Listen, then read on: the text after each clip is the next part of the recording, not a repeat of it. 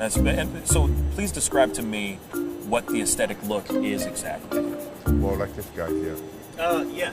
So we'll go ahead and bring Oh wow, you really have to come in here? like this guy. Is this No, is this really happening? You met the other guy behind you, bro. Like I don't know what you're talking about. I'm right into that bad boy. You can stay right there, behind the camera, behind the camera. No, see now you got me jealous now. That's okay. That's not no, fair. But you're more in the category like Luther Rickner, Arnold, okay? My man. Yeah. Arnold Ferrigno. Huh? Okay. Aesthetic.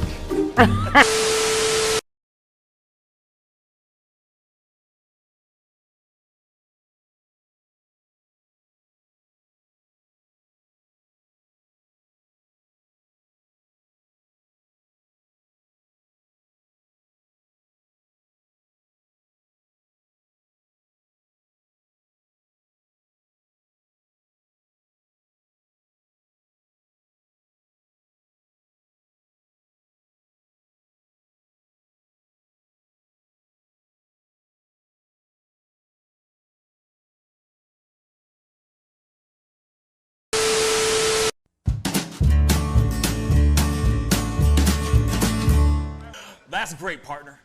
You two ever go out place everything in its proper place? That does not make sense, but we usually do go. We head to Kroger's, and we work. Oh, yeah. I've got a lady waiting for me back home also. She has the most beautiful scrotum.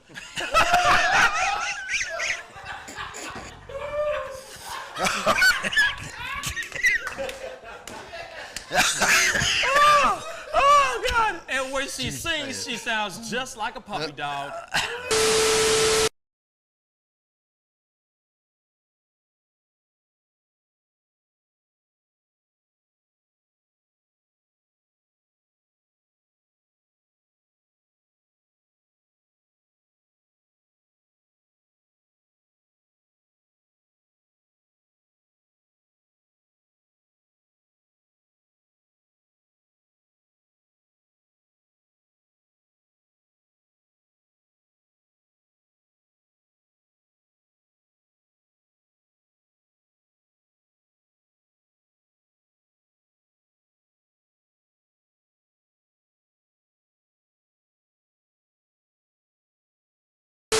How do you nail a photo? Just gotta get in the mode. You gotta talk with your eyes. Talk with your eyes. Talk with your eyes. You Okay, gotta so have the eyes can you show me a little bit of something, like to this camera? I would love to know how to do this. I just want to know. Well, How I do you do it? mean, Teach the me smile, something. You can get the sexy eyes. Then you gotta get the smile going on some shoes. But look, Wait, hold up. you got. I gotta when it's try time, this with when, you. when it's Hold time on. to laugh, I gotta try this you gotta with think you. of something funny and start laughing. Do it again. Do it again. How do you do it? Teach me. Sexy eyes. The sexy eye. This is sexy eyes right here. Smizing? Smile. So you're smizing. Smile. Okay.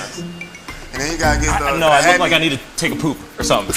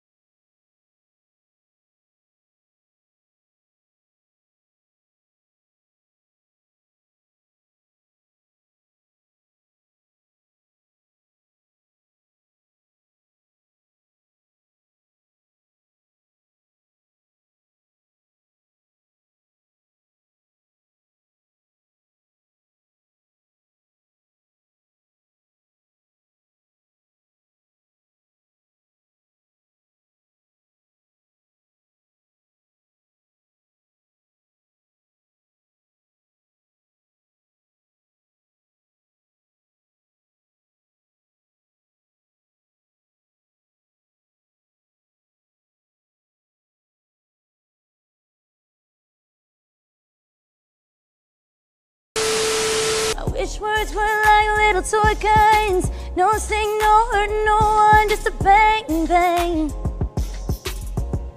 Right?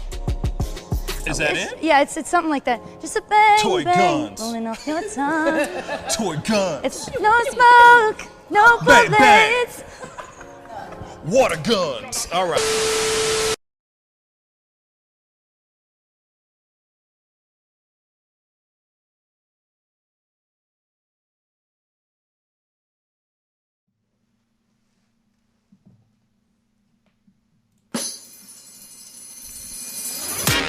Pascal, you are now rocking with that dude Pascal. We be going wild, Haitian in the building, so original. Got the haters catching feelings. Get your hands up to the ceiling and keep them held high. Cause St. Louis isn't ready. Forget about it, goodbye. Hold on, we just saying hi. Five somebody, rise up. Weekdays, catch us live. Somebody, let's go. Good morning, everybody, and welcome to the Pascal Show. Good morning. Good morning. I hope you guys are all having a wonderful Tuesday, a terrific Tuesday, since Tuesday starts with a T. So hopefully you guys are having a terrific Tuesday. Yeah, there's a lot that we got to talk about. I am sorry for the late start. I had some technical issues, but we are finally up and running. We are about to get this thing started. We're about to get this party started. It's not really a big party, to be really honest. There's been some really bad things that happened last night that we obviously covered. I did a pop-up live. Usually I don't do Monday evening shows like at all. And I had to pop up and stream this thing live because whatever's going on in America, we all are dealing with it together. You know what I'm saying? We are all having to deal with the tragedies and the grisly acts of violence that have been going on recently. And what's crazy to me is that this is something that we have to deal with. And now it's something that we have to deal with almost now on a weekly basis. Wasn't it last week that we just had a shooting in Georgia? Multiple people died there. Now we have another shooting that happened in Boulder, Colorado last night, y'all. Seriously, they haven't even buried the victims of last week's shooting yet. And we are now about to have to deal with something else. We're going to have to deal with another shooting and another group of victims, again, shot and killed. So we are going to be going through some of these updates. For those of y'all who've been sleeping under a rock, who have no idea what the hell is going on, we are about to go through these things very, very quickly if we can. And then at 10 a.m., I have a very, very, at the 10 o'clock hour, I have a very, very intense conversation with somebody who is literally trying to take down Amazon for their lack of protocol when it comes to COVID restrictions and keeping their employees safe. That's right, I told you guys. This week is going to be crazy with all kinds of interviews and all kinds of stuff that's going to be going on. And so we have this gentleman by the name of Christian Smalls coming onto the show today. He's got a crazy story, y'all. He's made the New York Times. He's been interviewed by CNN. I mean, he's been all over mainstream media like crazy, all because he's fighting for the health of the employees of Amazon. So we will be talking about that. And the fact that Amazon is trying to sweep certain things under the rug and trying to hide things just so that they can keep producing, keep getting stuff out to their to consumers and all that is really shady as hell, y'all. Shady. So we got a lot to talk about. We obviously also have the detention center conversation. We got to talk about that, but that's probably going to be something that we talk about after the interview with Christian Smalls. But anyway, let's jump into this. But before we do that, my boy David's in the house. What's going on, bruh? Hey man, everything's good here. Hello to everyone in chat. Yeah, you know what, man. Honestly, as soon as the I didn't mean to interrupt you, man. But as soon as the news came on about the shooting in Boulder, I instantly thought of you because you are stationed. You live in Colorado, so I instantly was like, oh my God, well, first off, I was like, how close is Boulder to Denver? This is my geography skills are crap right now. But It's only real like, talk, I think yeah. a 30-minute drive from Denver or so. And I live about an hour west of Denver. So that's pretty far away from me. Yeah. So but still, instantly I thought, you never know. You might be going into a King's Supers. You know what I'm saying? You know what I'm saying? Just randomly, hey, I really need a glass of milk. Or I'm just really craving a Coke Zero. I don't know. You never know. And you just walk in, and all of a sudden, bad things happen. You know what I'm saying? So I instantly thought of you. You knew that because I hit you up, being like, "Yo, did you hear about this? This is happening in your neck of the woods. Like, what's going on?" But I'm glad you are safe and out of harm's way. And of course, thoughts and prayers go to everybody out there. All the families that have lost someone due to this shooting. Because right now we have found out that so far there are 10 victims due to this shooting. And we saw some of the footage yesterday. And shout out to the guy who did that live video. I don't know his name. I need to look it up because I still have that video up because I'm about to bring something up here shortly. But shout out to the guy who actually did the live stream, because that takes some serious guts to stream that entire thing and be in harm's way just so you can get the truth, like another eye out there. Because as we already know, there's been a lot of stuff that was going on in that press briefing. The first one, not the second one. Even the second one was still kind of trash, but the first press briefing with Yamaguchi, all right, with Officer Yamaguchi, he was sitting there going, everything is still under investigation. He couldn't even tell us a number of people that were shot. Yet other news outlets were sitting there saying 6 people were shot. You know what I mean? And that doesn't make any sense to me at all. Whoops. That doesn't make any sense to me at all. So that's something that I found. That's something I found very interesting. That we're sitting here waiting to find out information. They're not letting us know what that information is. Yet we're finding it out through either internet, through like live streams, or through other streams of news networks that are sitting there going, 6 people have died. There are 6 people confirmed dead right now. Now, as of overnight, they have found out that 10 have died, including an officer, which I'm going to pull this up here real quick, which is terrible, because we need to see this as well. So there have been, as I said, there's been 10 people have died after an unidentified gunman. So they still have not said who this person is. The guy who's limping out, they wouldn't even confirm if that guy was the actual shooter. But he's in shackles. He's all cuffed up. Right? Law enforcement were escorting him out the door.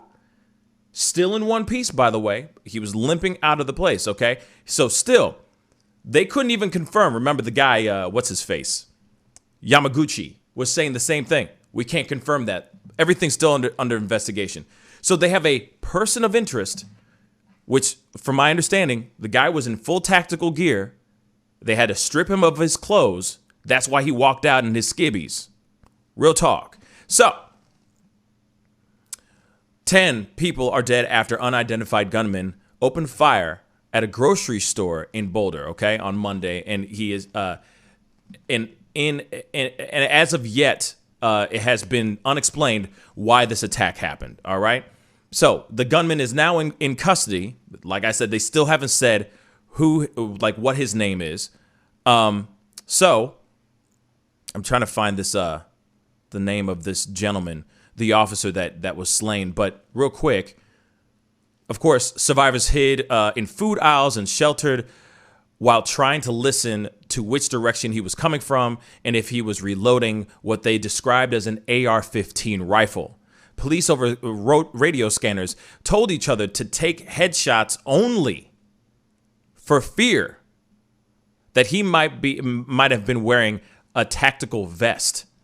So the terror went on for around 20 minutes before he was taken into custody. So let me just say this. So they said take headshots only, and this dude was still limping out. Let me show you this this photo of this guy real quick, so you can see what I'm talking about. Headshots only. Headshots only, and this dude is still walking out. Free as a bird, let's just say that. I mean, he's still going to be locked up for a long-ass time. If convicted, of course. If he gets slapped with everything and the kitchen sink. But this dude is still walking out. From what I see, his head is still intact. From what I see, his head is still intact. So this doesn't make any sense to me. You understand? Doesn't make any sense. Headshots only. I'm going to show you the article so you see with your own two eyes what they said. Police over radio scanners. Just watch my cursor like a bouncing ball. Okay?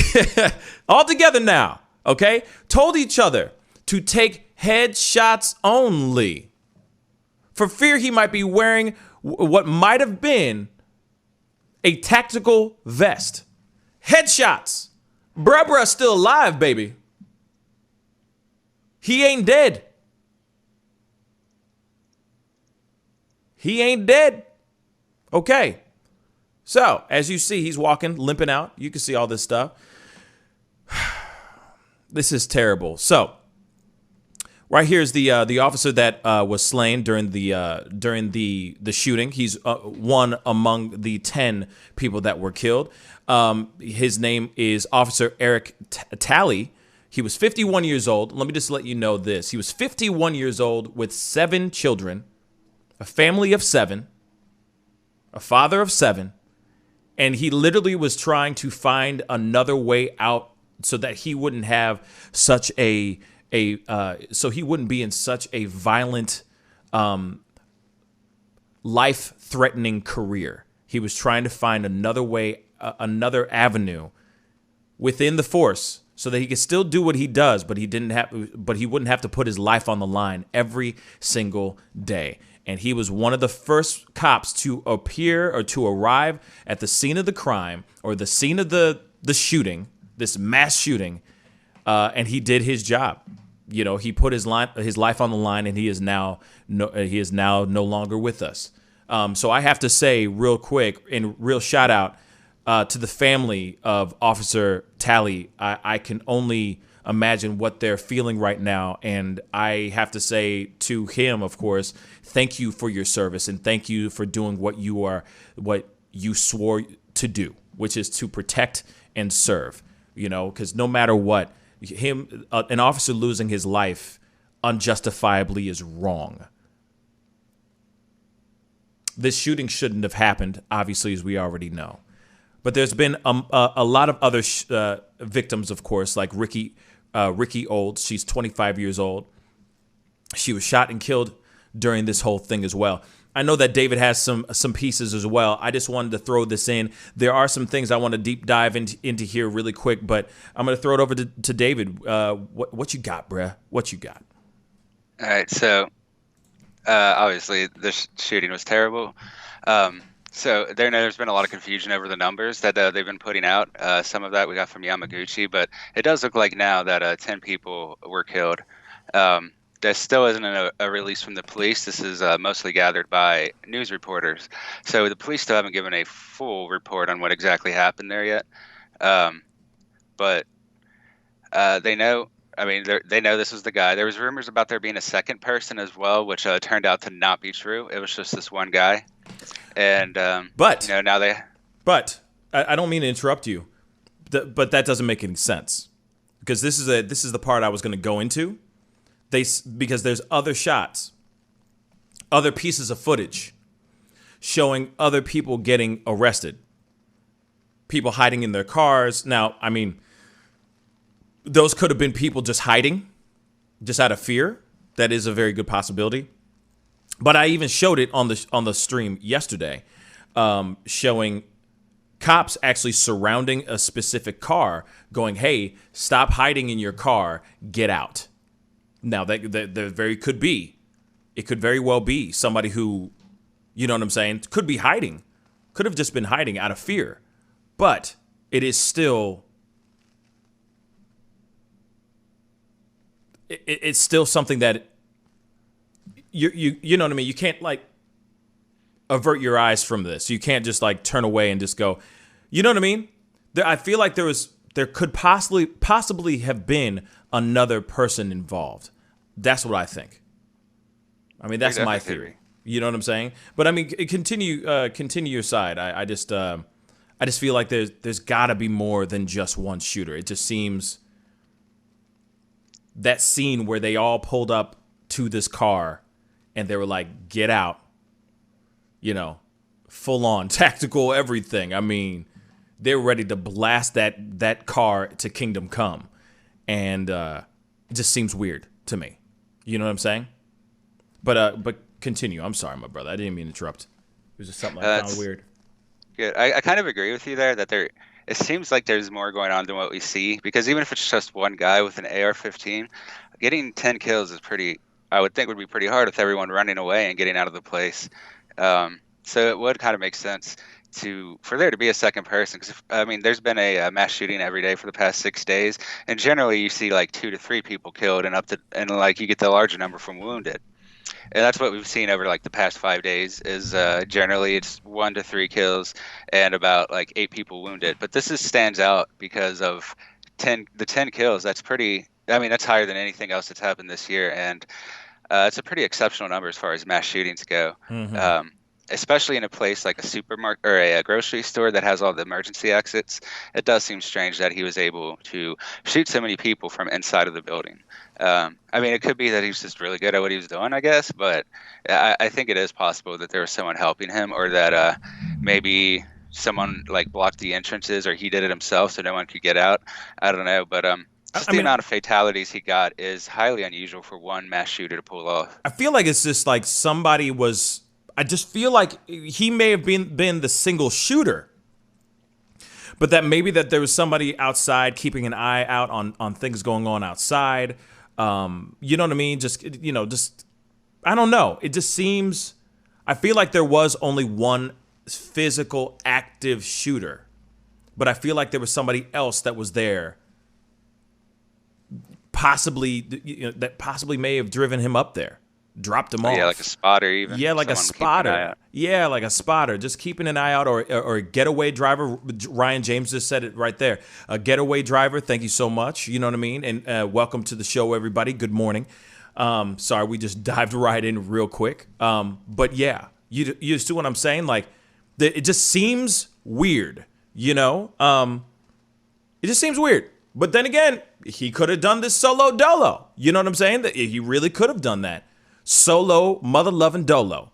But there were so many other people that were detained when the car pulled up, when all the cops and, SWAT and all that pulled up to this car, and they were like, "Get out of the car, get your hands up, or we will make you get out of the car," basically. I mean, there's just so much that you're just like, what? And then when you got Yamaguchi sitting there on at the press briefing going, everything's still under investigation. So one of the reporters said, "Hey, is the person that you arrested that was in his underwear, basically, is he a suspect? Is he the person of interest?" He couldn't even say that. He just said, "Everything's under investigation." What? Like, what? You know what I'm saying? It just seems a little weird. But real quick, before we dive even more into stuff, I want to show you guys a clip from an eyewitness describing the actual shooting at Boulder. I want you guys to see this with your own 2 eyes as well. It's a short one.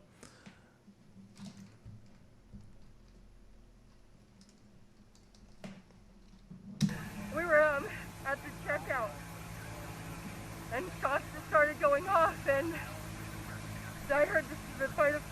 one shocked me, and the second one I knew for sure it was a shot. And I said, Nicholas, get down. And Nicholas ducked, and we just started listening, and there was just repetitive shots, and then there was this brief pause, and I just said, Nicholas, run. And he said, no, don't move. I said, run right now. We have 3 seconds, and he started running, and then he shot towards us like we could feel it, and we just kept going. Man. We just ran, and there was somebody laying in the road, and I tried to run towards him, and Nicholas pulled me away, and he said, we have to go, and we just ran and hid behind the buildings on the end over here. And my dog is stuck right in front there. And I think they surrounded it. Like, I think somebody might have been hiding. I don't know.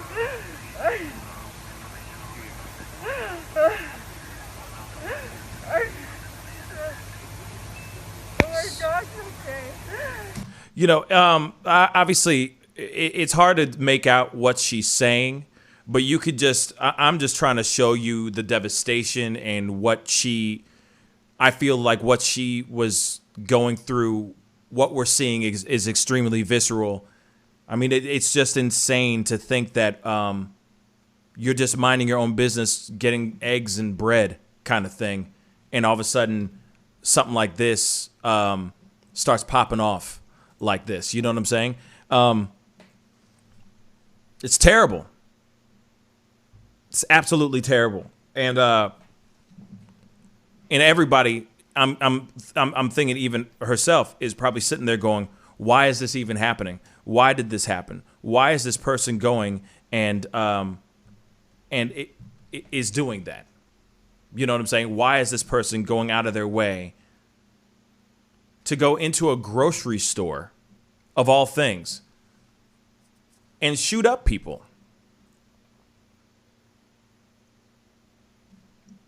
It just doesn't make sense to me. Yeah, I mean, they haven't given a motive yet. I saw some people speculating that basically some of the news was speculating that it might have been over a mask issue, but it doesn't sound like they actually interviewed anyone over that. But that doesn't make any sense. So you're telling me? Yeah, I've heard that speculation as well, that it could have been over a mask, but it just seems so weird that somebody would sit there and go, "How dare you tell me to wear a mask to go in and buy some bread and milk? My rights, my body, my rights, America. Let me go get my AR-15.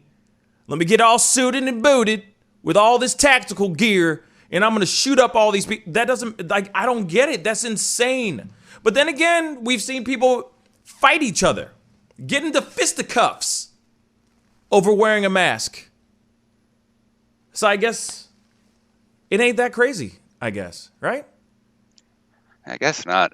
Obviously, it wouldn't be the only thing that made him snap, of course. There's obviously a lot more going on than just that. But that could have been the catalyst or something like it.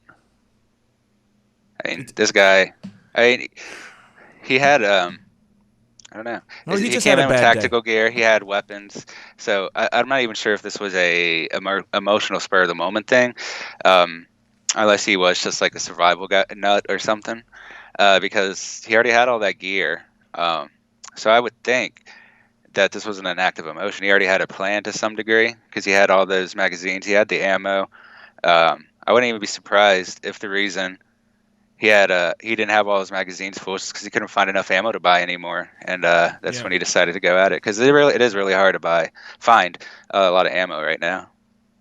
I mean, clearly this guy had all this stuff, like he was planning on something, or he could have been a doomsday prepper. It could have been anything.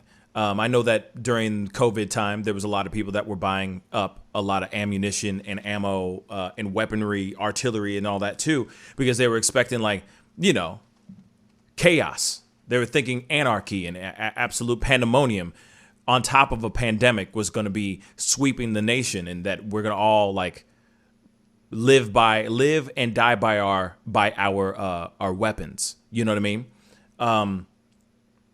But it just, like I said, it just seems so strange that this most definitely had to have been a premeditated move. Or maybe it was something that he's planning on doing for a long time, and then maybe he saw the thing that happened in Georgia a few days prior and was just like, you know what? F it, I'm doing it now. Nah, why wait? The time is now. The time is the present. You know what I mean? It's now or never. And then he went and did that thing. You know what I'm saying? And that could very well be it too. But but like I said, it just seems so strange to me that he would go straight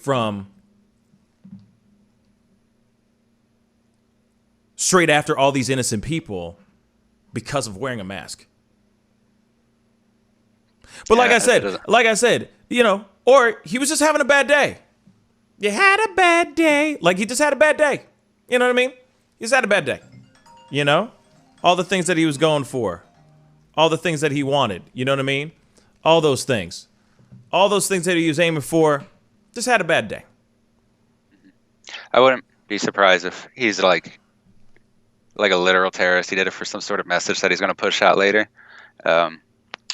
We don't know yet because, you know, the police aren't releasing it. And this is a thing that the news has been doing better. They don't glorify the individual behind the mass shootings anymore. They usually don't even name them, which is much better because it used to, you know, encourage people to repeat these things. So it's, I don't know. They obviously there's more going on here than just a momentary piece of anger. He had too much equipment. He was too ready for it. I just think he had this planned for some reason. It could be related to mask, like he's making a general statement and he did this for that attention. No, I haven't seen any evidence, so I kind of think that's just news speculating on his cause, because we've seen that a lot, and they've often called it wrong before we find the real reason. But this does kind of strike me as he was probably trying to perform a terrorist attack to draw attention to something in particular that he believes. Just because most of the other situations don't make sense to motivate someone to get all that gear and go for a shooting.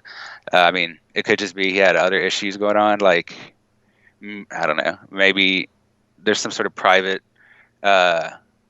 conflict he was having with people that own the place or work there. But most likely it seems to me that this was to send a message, not to get revenge or not out of a momentary anger. Yeah, I see. This is why it's so terrifying, and I even said it on the show yesterday during the impromptu breaking story. We have to be worried about our own people now. You know how 9/11 happened, and we were all looking at like, oh yeah, the Taliban and X, Y, and Z, Al Qaeda and all this stuff, right? Then COVID happens, and they, of course, they're pointing all the blame on China or any person that's of Asian descent, which is ridiculous. Now we have what happened in January. I can't really say much on that title, but you know what I'm saying, because the bots. But you got this world now terrified of our own people. So it's like now if you have any person that's it's pretty much, and I'm sorry to say this, David, I'm sorry, I love you, you know what I'm saying, my Caucasian brother, but it's scary and frustrating that if somebody is like wearing any type of garb, they could be wearing a MAGA hat or a Trump t-shirt or tactical anything. It could be just a thing saying, hey, live by and die by my guns, whatever t-shirt. You see what I'm saying? Any person that's like, hiking boots and some camo pants, right? Now we got to be, and Caucasian. So far, Caucasian. Sorry. I'm not trying to just ostracize only one race, but think about it. So far, all these mass shootings that have happened recently have been Caucasian by shooters that are of Caucasian descent. The chaos that happened on the 6th that people are still getting tried for, that we still have people like the shaman, the such and such shaman and all that. You got all those people still, mass majority of them, Caucasian. So now we got this whole thing of like, now we got to be scared of white people? Americans? Like white Americans that are Proud Boys or self-declared patriots? Now we got to sit there and think that now? I mean, I think part of it is too just the news is only focusing on like the white mass shootings to make a story out of it, maybe, or maybe they only care about the white victims, because out of the past week, there's been, like I said, there's been a lot of mass shootings. Yeah. 2 of them were in Chicago. One of them was by a black guy that ended up killing a child and a few other people.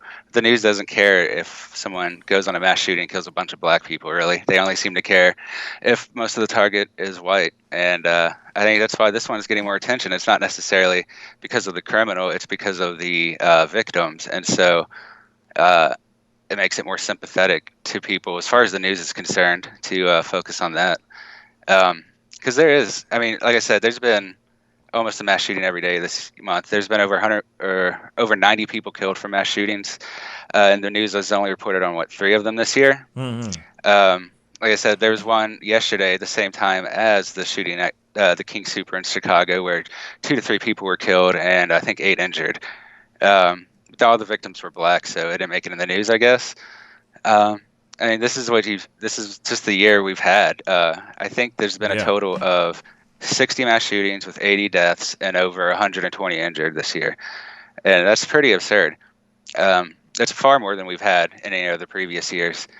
And it's not really usual to have a mass shooting every day of the year for over 60 days. There might have been like a single day gap in there, but if you even just look at the past 2 weeks, you can find a single story of a mass shooting for every single day. And people aren't being made an example of, I guess. Like, maybe, hopefully we see something more from this guy, in terms of conviction, because so far they've allowed a lot of these people, especially the white ones, to get free or through some sort of smaller bail, which typically you don't see when the shootings performed by black people, like you said. Either if they come in alive, it's because they arrested them after the scene. It's not because they arrested them at the scene. And there's definitely a big difference there. This is a problem that keeps going on, and people just aren't paying enough attention to a lot of it, I think. Yeah. Because it does make a sensational story. It's very easy to pick one person and kind of create a trend out of it. And once you create that trend, you get people to keep coming back for more news stories because they want to continue to hear that one. And like I said, I'm very happy that they're not using people's names anymore. But it still seems like they're glorifying certain shooters over, the victims in a lot of cases. Mm-hmm. And it's clear, I think, at least to me, it seems like the news cycle is really only caring about mass shootings that have white victims, because every mass shooting that's had black victims has almost not been reported. I mean, it's been reported in the local news. You can find it. It just hasn't really made it across through like CNN and Fox. Well, obviously not Fox, but, like CNN and others like that. Yeah. So, yeah. No. I mean, it's just, you got a good point there. It also is, how things are being dressed up and how they're being delivered and what is being pushed in the forefront and what is not being pushed in the forefront. I mean, like when you talked about the shooting in Chicago, that is still something that I didn't even know about. I just found that out this morning through you. But they don't really, the media isn't looking at that. They're looking at this other shooting by another white male, shooting multiple people, more than the last shooting that happened. And that's insane. I'm not even sure if it's the race of the criminal that they care about so much as the race of the people killed. Because I've noticed this too. A lot of times when the shooting is of white people, they will always show their faces smiling and things. But if black people were killed in the mass shootings, they don't usually seem to go out of their way to find pictures or anything. Yeah. They just kind of ignore it. Interesting. Well, because at the same time, unfortunately, we've got to wrap this up, and maybe we can continue this after my interview with Christian Smalls. But that is very interesting. That maybe because the mass majority of people that watch the mass race, I guess, is Caucasian, so they want to put fear into the Caucasian community, into the white community more than they want to with the black community. I don't know. It's something that we're going to have to dive into a little bit more, obviously, after we get done with this conversation with Christian Smalls. We got to go to a quick commercial break, but we will be right back with a talk with the man who's trying to shut down Amazon, y'all. Literally, David versus Goliath. All right, we'll be right back. This is the Pascal Show. Bye. Homeowners and property managers, If you're looking for effective and humane ways to remove wild animals and deal with the damage that they have caused, we have good news for you. Introducing Wildlife Command Center, a professional nuisance wildlife management company specializing in providing animal removal for residential, industrial, and commercial clients. We are the only wildlife company that checks 70 different areas on a structure to determine the answers to the following questions. Exactly which animal are we dealing with? How is the animal getting inside the home? What kind of damage is the animal doing to the structure? Once we get the answers to all of these questions, we develop and write up an action plan to resolve the animal issue completely and provide a quote to implement that action plan. We perform a very in-depth 70-point wildlife inspection. From visually inspecting the highest point, the chimney, to physically crawling inside the attic space and looking for animals, chewed wires, fecal matter, chewed structural wood, we inspect everything.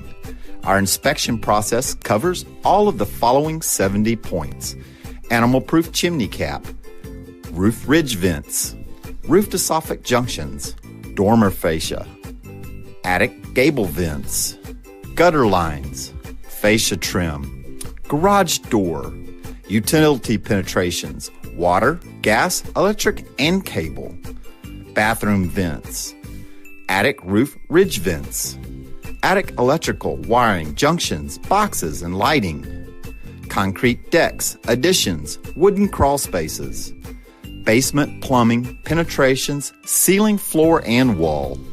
Wildlife Command Center's mission is to deliver the finest quality wildlife removal and pest control service that is safe for the environment. For more information, call us now.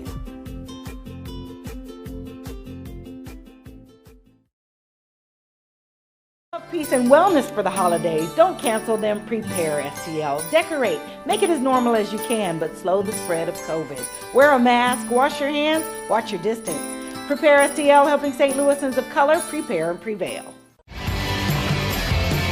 But you see how he makes these S's in his body right here? That's where he's hanging on, and then he's moving forward with the locomotion of his ribs. That is classic Missouri rat snake right there. I mean, so I'm gonna go ahead and grab him before he gets into a hole. Now, these snakes are not biters. They won't bite as long as you don't squeeze them. If you just stop them like this, it'll freeze them, and then you just gently pull them back. As long as you don't squeeze them, they won't bite. Yo, Mike, what's up, man? Guy? Good to see you, man. Yeah, so Sugar Fire. Yeah. Fully open, right?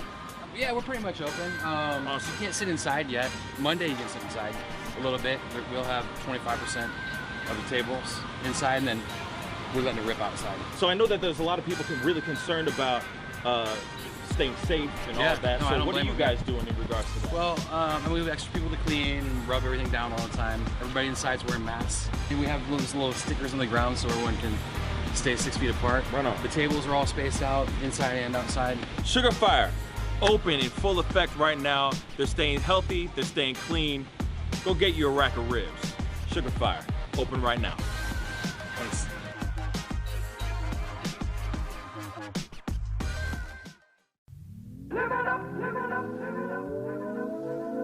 The Fur and Leather Center, providing the highest of fur and leather goods.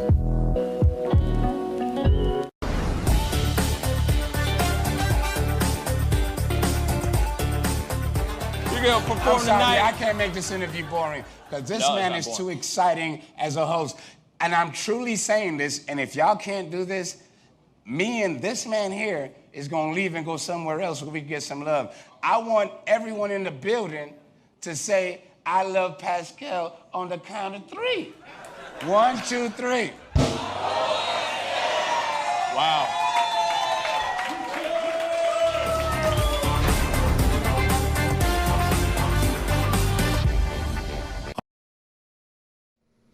Hey, welcome back, guys. Thank you guys so much for tuning in and sticking around and being a part of this conversation. If this is your first time checking out this show, please go hit that like button underneath the feed right now. That would really, really mean a lot. Also, crush that subscribe button. I do this show Monday through Friday, 9 a.m. Central Standard Time, and I do an evening show Tuesdays through Thursdays at 7 p.m. Central Standard Time. So please go hit that like button, hit that subscribe button, and if you don't mind, crush that join button. It's only $4.99 a month. It helps fuel this machine called The Pascal Show. So jump into the chat and enjoy the show. Anyway, we got to jump into this conversation. We got someone very, very special on. This man was a former employee of Amazon, and he made light of the things that Amazon was doing in regards to how they were treating their employees during during this whole pandemic, during this whole COVID crisis that we're all dealing with every day. He was fired from his job because he was shedding light on this issue, and now he wants to shut down Amazon. Please welcome my brother Christian Smalls to the show. How you doing, my brother? Thank you. I'm good. Thank you for having me. Anytime, man. Okay, so obviously there's a lot of people that may or may not know what's really going on with your story, and so I'm kind of going, hey, let's start from the grassroots of it all. What was going on that made you get fired? You know what I'm saying? Let's start from the beginning, bro. Absolutely. Yeah, so about a year ago, actually, exactly a year ago, we can say this is when New York City was actually the epicenter. I remember last year, this time, I was still employed at Amazon in JFK, Staten Island. I've been an employee with Amazon for almost 5 years, 4.5 years. Opened up 3 buildings for them: New Jersey, Connecticut, New York was my last facility, and I was a supervisor there for 4 years. And I work around people for about 40, 50, sometimes 60 hours a week. These folks were my extended family. So as a supervisor, a person of leadership, I started to notice as employees came into the facility, flu-like symptoms. Every day was something new, a different employee, whether it was dizziness, fatigue. Some were even vomiting at their workstations. And I was like, wow, something's really wrong here. There's something in this building, and we are not prepared for this. I watched every day on the news as this virus was transitioning from the West Coast from the East Coast, because remember, Seattle was the epicenter at first, and then New York became it, and people were starting to die every 15 minutes.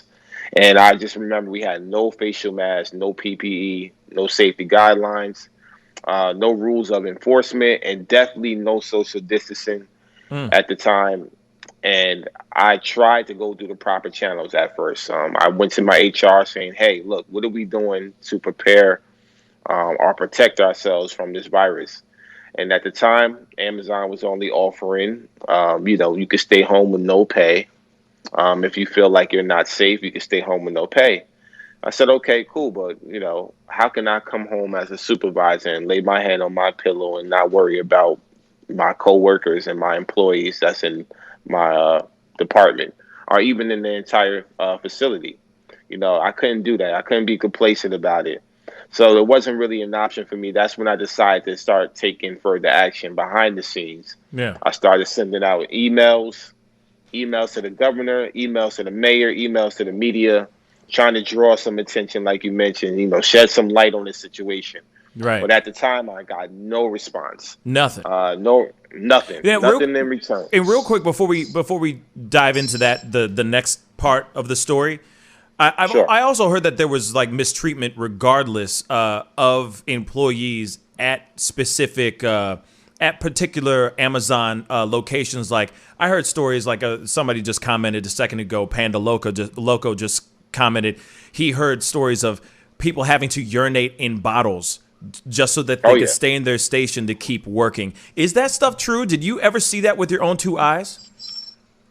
I was a part of the machine, man. So I seen a lot of things. I seen, because I definitely seen situations where employees, were in solitary confinement, so to speak. Wow. You come to these facilities and you have to work 10 hours, 11 hours, sometimes 12-hour shifts, and you only get 30-minute break. And everything with Amazon, when it comes to Amazon, is ran completely off of metrics and numbers. So everything is tracked from the moment you clock in to the moment you clock out.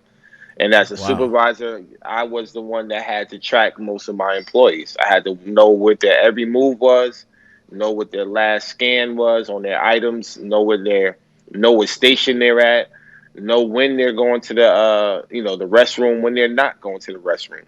But at least for my own experience, my own personal supervision, what I did, I never forgot about the fact that I was an entry level worker myself.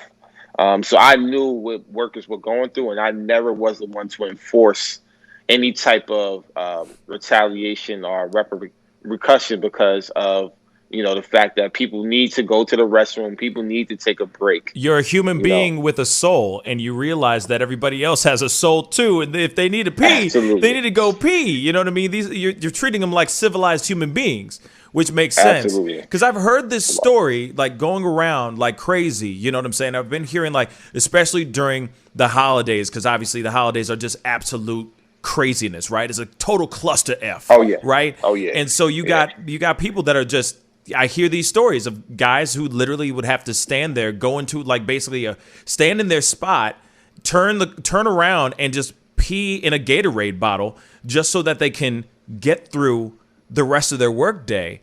And it's like, man, you can't even walk away for like 3 minutes real quick to take a tinkle, to make a deposit in the bathroom and come back. That's insane. So then on top of that, you got your higher ups having meetings with you guys about this whole thing, this new thing rolling out called COVID-19, that vid, that 19, that Rona.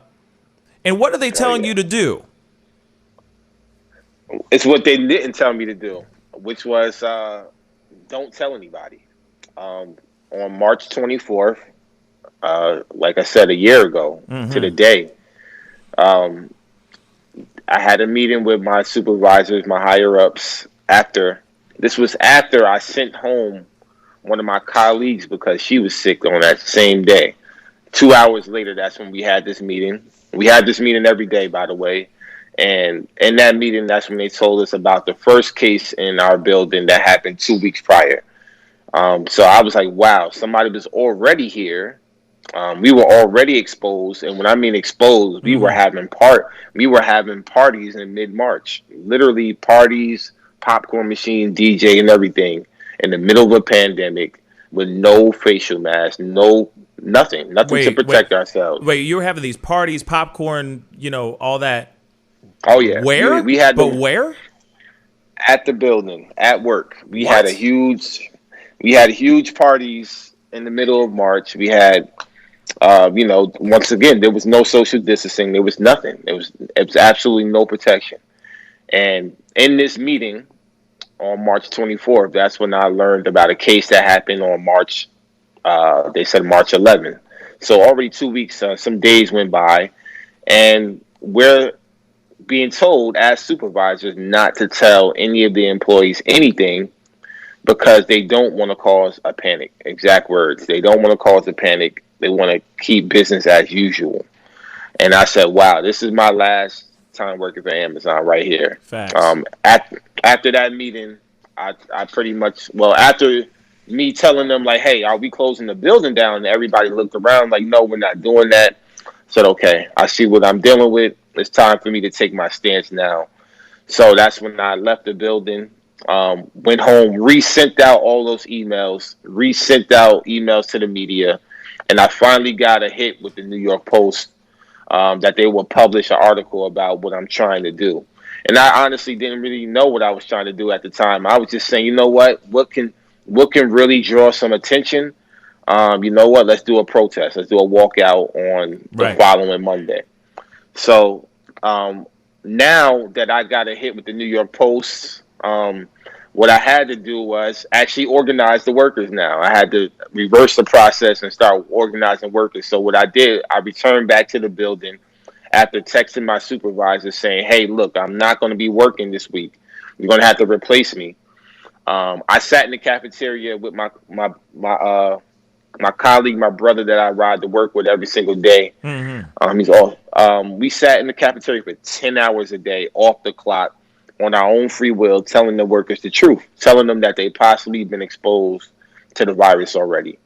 Also marching into the general manager's office every single morning, interrupting his meetings, saying, hey, look, we want this building closed down for a minimum 14 days, as that is the 14-day incubation period of the virus, and the building to be professionally cleaned before we all return back to work. And we're talking about 5,000 people. We're talking about 5,000 people from all over New York, all 5 boroughs, and New York, and New Jersey as well. Word. Coming to this one facility. Wow. So at one time, yeah, but at one time, like before we go into that part, at one time, how many people are you surrounded with when you're working? When you're working in the facility, how many people are you usually surrounding yourself with that could have possibly been exposed to said virus? Yeah, like I mentioned, it's 5,000 people, right? And not all 5,000 come into the building at one time. Obviously, Right. There's a rotation, there's shifts change, and all of that. Each department, I could say, each department has several hundred minimum 100, 200 that you would see in one day in your own department. And there's several departments. We'll talk about inbound and outbound. So minimum in the building on a daily basis is at least 2,000 people in the building. And every day I've seen at least, once again, 100 to 200 people in my department alone. And you're working next to these people in close range, because things happen at your station. Things break down. You need to call over a supervisor. There's certain items that may fall on the floor that need special robotics people to come pick it up, because you're not allowed to pick it up yourself. So there's other entities and intangibles that people have to work together. And this is all day, every day, 10 hours a day. You're around other people. So you don't know where this virus is coming in. You don't know how long this person had it. You don't know anything. They don't tell you nothing. They don't tell you anything. They don't tell you who has it, who, what, when, where, and why. They just tell you, they send you a text. But this happened after I was fired. None of this even existed. None of this even existed. Contract tracing, none of that existed last March. So once again, you can imagine how terrified we was working in this facility, physically seeing people get sick, and also knowing that we're not protected, knowing that we have no PPE on our face, no PPE, no cleaning supplies to clean up our workstations. So once again, after a week of complaining to the general manager every day, they decided to quarantine just me. And I knew right then and there that they were using that as a tool to stop me from organizing workers. Because how do you quarantine just me out of 5,000 people, and not even the person not even the person I ride to work with, none of the people in my department, right, and not even themselves. Like I said, I was around them. I was in their office all week. How do you not quarantine anybody else but just me? So that's when I decided to take further action and go through with the walkout on March 30th last year. 2 hours after that walkout, that's when I was terminated over the phone. 2 hours after that walkout. How was the walkout? By the way, I know that you said that you did the walkout. You organized this walkout. First off, how did you organize the walkout? Were you telling that to people via email? Was it a text message? Did you just show up and say, "We're all walking out, y'all, come with me"? Or you know what I'm saying? Like, how were you doing this? How was that getting done? I wish it was like that, but what happened was, so I got quarantined on March 28th. I literally had 2 days to plan the walkout. The walkout was on March 30th last year. So I got quarantined on the 28th, which was last year, it was Saturday. Right after I got quarantined, I said, you know what? Actually, I gave up. I said, Amazon beat me. I can't do nothing else. They put me on the quarantine. I actually sat in my room and I was like, with my head down, I was like, you know what? I'm done. This is it. But then again, I thought about it. I said, you know what? F that. I'm going to continue to do this because if I don't do it, who else is going to do it? Word. There was nobody else that was fighting the way I was fighting. I said, and I'm a supervisor. There's nobody in a position of leadership that's going to take the torch and carry it on. I watched as other supervisors, walk past me with their head down. They didn't want any parts. They didn't want any smoke. So I wanted all the smoke, but they didn't. Right. So basically, that's when me and my colleague, once again, the one that I ride to work with, we started to form a social media group, and we got some workers that were still working over the weekend. We did like a secret Mission Impossible mission. It was we made some notes. We had them put notes up in every bathroom in the building. Right. I made a phone call because I knew some people on the cleaning crew, and I told them, if y'all see these secret notes, don't throw them away. And then we just started spreading the message word of mouth, and then do our social media handles until we got enough people to actually support the walkout. Whether we did or not, we were going through with it. But the way I planned it strategically, I made sure I planned the walkout on a nice day. I checked the weather. The weather was like 60 degrees. It's springtime. So what you know about working at Amazon, like I said, it's solitary confinement. But on a nice day, when you're 30-minute lunch, you want to eat lunch outside. They have little tables and stuff outside. Right. You want to enjoy the weather. You want to get a little bit of fresh air. So I knew planning a walkout around lunchtime would be the best time. Because the media is not allowed on the property. Right. And perception is everything. Perception is everything. And I knew if I can get people walking out of that building like I said I would do, I actually completed my task. And what the media saw was a walkout. At 12:35 last year, they saw, 100 people walking out of that facility. And they, when I seen. Wait, how many? How many people walked out real quick? Oh, it was definitely at least 100 people. That's what's up. Anywhere between 60 to 100 people walked out. And once again, the media captured all of that. And the workers seen what I was doing, seeing us out there with protesting, with signs and everything. They had the courage to go walk over to the media, which is on the other side of the parking lot, and start telling the truth. Saying, hey, yes, we're in this building working, unprotected. We're scared. We have no mask. Amazon is lying to us. And that right there went viral. That right there went all over the world in that particular day. And it just so happened that we weren't the only one protesting that day. There was actually workers from Instacart, I believe, that protested on the same exact day. And we had no relation at the time. It was just spur of the moment, both of us protesting on the same day. So it catapulted the story even further to all the major media outlets. So after that, after I was fired over the phone, that's what really exploded, because obviously Amazon broke a New York state law. There's a law that protects workers after protesting, that your employer cannot fire you for protesting especially against health and safety concerns, and for some type of workplace condition. A week later, Jeff Bezos, the richest man in the world, decided to hold a meeting about me, calling it a smear campaign, if you want. Yeah. And in this smear campaign meeting, he was talking to his general counsel, David Sapolsky, and David Sapolsky words was, we need to focus this story on Chris Smalls, calling him not smart or articulate, make him the face of the whole union efforts against Amazon, ironically, and pretty much diminish my character and my credibility so that the media doesn't believe anything that I'm saying. Yeah. That was their plan, and Jeff Bezos signed off on that. So he gaslit, he greenlit a smear campaign against you and your character, calling you not smart or articulate.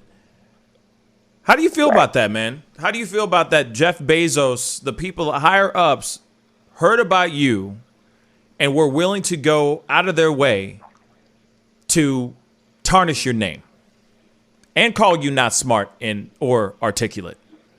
Well, Yeah, first of all, it was insane the fact that now Jeff Bezos even know who I am. I would have never fathomed that thought last year that Jeff Bezos will find out. Obviously I know it got to him that there was a protest at a building. He gets messages. I'm pretty sure. Somebody would have sent him an email or somebody would have gave him a phone call. But for him this man that's making almost $4,000 a second. We're talking about the peak of the pandemic where he was making $13 billion a day, $9 million an hour, $4,000 a second. For him to have a meeting, even for that 1 hour, he made $9 million in that 1 hour. For him to have a meeting about me, that a worker that makes, anywhere from $35,000 to $55,000 a year, it's just insane. But obviously, it's disgusting to know that there's possibly a racist conversation, something that's something in the black community as a stigma, calling us not smart and articulate, or not smart enough to, be in a prominent position or be in the limelight or be in any type of media outlet. That was disheartening to know. That was the first thing that came out of these people's mouth. So when I found out about it, of course I was upset and I was motivated. I was motivated to, now I want to fight even more. Right. They thought that I would just, obviously file my lawsuit, which I actually did. But at the same time, there's ways that I wanted to fight back with my activism. So what I did was I founded my organization, TCOEW, the Congress of Essential Workers. And together we traveled the country protesting in front of every Jeff Bezos mansion that we could find on Google. And that's how 1 year later, this is where I'm at right now. Still continue to fight and advocate for Amazon workers, not only here in the States, but all over the world.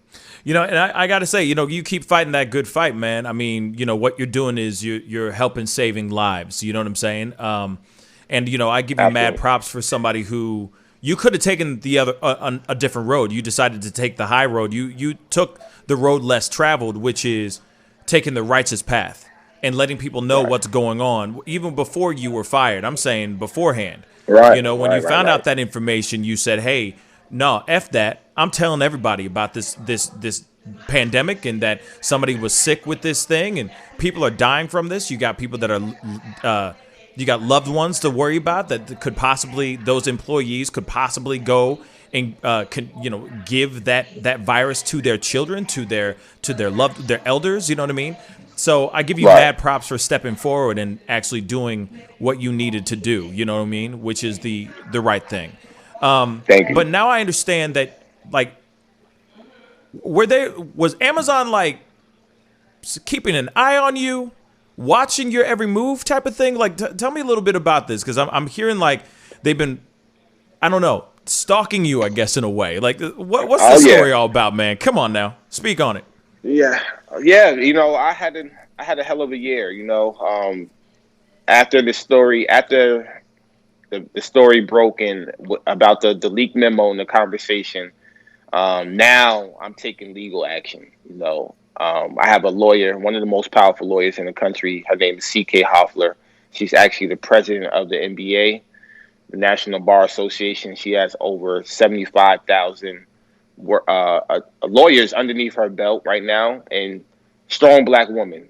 She's been Reverend Jesse Jackson's lawyer for 32 years, my whole life, pretty much. And Reverend Jesse Jackson himself called me up and appointed her to me. And ever since then, my life has changed. Walking out of my house one day, and I absolutely was followed by an unmarked, black SUV one day. And I live in one of the roughest neighborhoods in New Jersey, if not the country, Newark, New Jersey.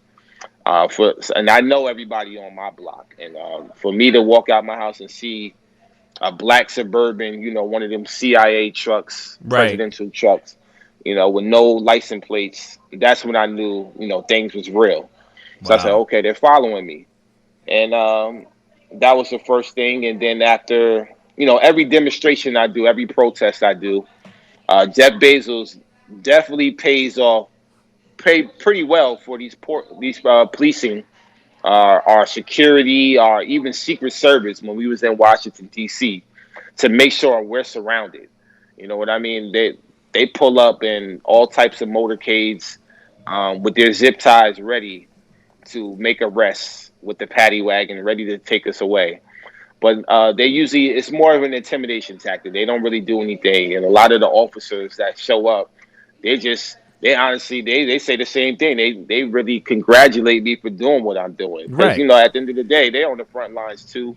And I'm not saying I'm pro policing, because I'm damn sure not. But at the same time, they're being paid to do that. Right. That's not really their day to day, obviously. Right. So they're being paid by Jeff Bezos to come, pretty much babysit protesting, because we're not doing anything destructive. I ain't gonna lie, I did set up a guillotine on one of his properties in Washington D.C. Whoa. We did do that. That's what's up. And so I have a tad bit of Marxism and communist in me, but it's okay, because at this time in unprecedented time that we're going through in this pandemic, we need that. Mm-hmm. And when I went out to his $165 million mansion in Beverly Hills, the most craziest thing was Jeff Bezos or somebody in his residence sent out a drone that scrambled everybody's Wi-Fi. We all lost our service that day. So that was the most craziest surveillance that I ever seen when it comes to Amazon and Jeff Bezos. But I know that they're watching my social media. They're watching me right now. They're watching every single interview that I do. They use all these interviews against me. They try to put them in our lawsuits, the lawsuits that they filed against me and against the AG's office. So, they watch me, and I know that. And I'm well aware of it, but that still doesn't stop me from anything. I walk with that lion heart, that John Lewis, no fear type attitude. Facts. And I like to cause, good trouble. That's what's up, man. Because, it's... I got to be honest. I mean, it takes a lot of balls to do what you're doing. Takes a lot of guts because, not a lot of people want to sit there and have the bravery to step out of their comfort zone to do what they feel is right. You know what I'm saying? Especially you are literally in the middle of let's just say you are in the middle of a David versus Goliath type of lawsuit. And so we got to talk about that too. What is it like going against one of the biggest corporations in the world? Yeah, once like I said, this is game changing. Life changing. You can never. Where was I supposed to work in the middle of a pandemic after being fired as an Amazon whistleblower? Unemployment. Half of the country facing unemployment and eviction. I'm one of them now. I lost my health insurance. I lost everything. So, for me not to fight back against the system, because it's a capitalistic system that's running this country, and we've seen that. We've seen the 1% class. We've seen the billionaires of this country accumulate over $1 trillion while we're out here starving. I knew that this is something that is necessary. No matter if I'm going to die trying, I knew that I had to try. And that's what it's about, being an activist. This isn't a game that you can just turn off. This is life or death. And that's the way I approach this fight every single day. That I'm doing it not only for myself, but I'm doing it for my children. I'm doing it for all of our children. I want our children to grow up in a society where they're not subjected to exploitation and retaliation, but just for speaking up about working conditions. So going up against Amazon, the top dog, the leading retailer in the world, one of them at least, our hope and our vision with the organization is to make sure that we have enough workers' power so that something like this never happens again. Something like this, when a pandemic arises and workers are complaining, that there's workers' protection, there's workers' rights, there's laws and legislative that's going to protect workers, since we're now deemed essential workers. The government deemed us as essential workers. That means that we are a necessity. That means that they need us, and there's more of us than it is them. Mm-hmm. The 1% class do not become billionaires unless we go to work, and we have to realize the value of our work. Yeah, I appreciate you coming on, telling your story, telling us what's going on, You know what I'm saying? Because I know that you have your organization and all that, and somebody on here was asking a question. Ray Quinzel, or hopefully I pronounced your name right, but Ray Quinzel was wondering how he can help support or join in your movement and all that, your organization, everything. So how can people join? Absolutely. Yeah, we have a website at the website is tcoew.org. Or you can follow us on Instagram, Twitter, Facebook, the Congress of Essential Workers at TCOEW on Instagram, Facebook, and Twitter as well, at TCOEW, all caps. Also, you can follow me and reach out to me directly. I try to respond to as many people as possible. At shut_down Amazon on Twitter, and no surprise there. That's what's up. So we are going to go to a quick commercial break, but when we come back, you cool with sticking around and taking a few phone calls? Absolutely. Let's do it. All right, man. So we're going to get some phone calls. We're going to hear from you guys. Christian Smalls will be able to answer questions directly from you on the upcoming Speak On It segment. We'll be back in 15 seconds. This is The Pascal Show. Bye. Hey, welcome back, guys. Thank you so much for sticking around, being a part of it. Like I said, it was 15 seconds. See how quick that was? See how quick that stuff was? Yeah. By the way, check out my merch. You know what I'm saying? Hit that subscribe button. Hit that like button. I'd love to see that those likes get past 100 likes. That would really mean a lot. We're trying to spread the word, tell the story, especially tell the story of this young man's story right now, Christian Smalls. I'm about to open up the phone lines right now. The lines are open, 314-766-4581. Give us a call. I'd love to hear if you have any specific questions for our brother here, Chris, talking about his whole experience with Amazon, what he's doing right now. Please, we want to hear from you. 314-766-4581. Again, 314-766-4581. Don't be shy. Give us a call. I'm sure there's a lot of questions still lingering for a lot of us in regards to him going against one of the biggest corporations in the world, y'all. One of the biggest in the world. Maybe there's some stuff that you've been wanting to know that I didn't ask yet. You know what I'm saying? So please give us a call. So, I mean, I know that right now, you're running your organization and all that. I mean, you have to somehow stay alive, right? You still got to pay your bills. You still got to survive. Is the organization that you have keeping you afloat? If you mind me asking, I know that might be a little bit TMI, but just out of curiosity. No, actually, the beauty of it is I haven't, with the organization, we haven't collected our received any donations, our grants. We're still ironing out, getting our status approval on that. We're such a fairly new organization. And with the virus that pushed back a lot of applications here in the state of New Jersey, it's been difficult, but we're working on that. So I did have a GoFundMe that I use from time to time to not only help myself, but mostly organize my demonstration. So, if you want to donate to my GoFundMe, is still up there. It's still active. That money is always put towards good use. You can find my GoFundMe on my Instagram page. My Instagram handle is at Chris.Smalls_. So my first and last name, Chris.Smalls_. The link to my GoFundMe is in my bio. So if anybody feel free to donate to the GoFundMe, that money is always used to organize these actions. And we have another one coming up, the 1-year anniversary coming up on March 30th, where we will be protesting again outside of my facility that I was fired from. That's what's up, man. I mean, because I can only imagine, like, how long has this lawsuit been going on for now? So we officially filed back in December of last year.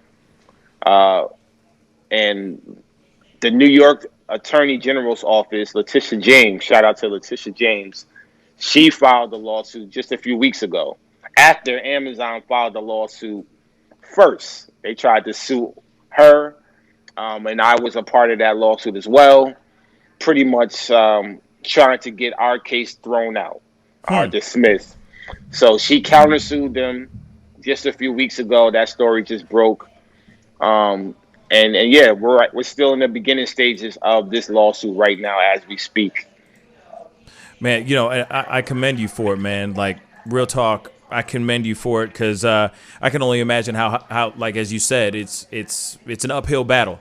You know what I'm saying? Oh, yeah. You're going after a giant, and you know and he's got like lots of lawyers, lots of friends in lots of high places, I'm sure.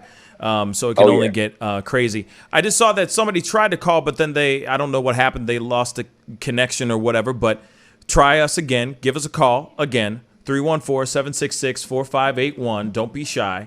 You know what I'm saying? Like I said, there's a lot of us that have a lot of questions revolving around this whole story and what he's doing. So give us a call, 314-766-4581. Like I said, I just saw somebody try to call, and then it just dropped out. So 314-766-4581. Don't be shy. There's all 115 of y'all in the chat right now. There we go. Dang. Let's get this call. Hey, you're on the mic with the Pascal Show. What's your name or where you calling from? Hi, I'm calling from California. This is A Lady, 747. How you doing, sweetheart? How you doing, A Lady? I'm doing pretty good. I just wanted to tell Chris I am so proud of him and continue to fight, and I will check out your Instagram. Hold on one second. Hold on, A Lady. Do you have something going on in the background? Because we can barely hear you. Oh, I'm sorry. I don't have anything going on. Oh, it might. I can hear her. She's fine. Thank you. I appreciate that. There you go. Yes. Yes. I just one final question. Just one question. Shoot. Did you ever try to get Trump involved in this whole thing? Did anyone reach out to the White House? I was wondering. Thank you. So she just asked really quick, so that everybody who's listening and watching right now can understand. She just asked, and thank you so much for the phone call, sweetheart. She just asked if Trump got involved with any of this before he left office. So, no, not Trump. Hell no. Unfortunately, it didn't reach the chief and commander at the time, and I don't even want to call him the president because he wasn't mine. But I can tell you we had 13 senators from Bernie Sanders to AOC write a letter on my behalf. Elizabeth Warren, Bob Menendez, Rashid Tlaib, pretty much the members of the squad as well. They also sent letters to Jeff Bezos on my behalf, and you can actually find those online.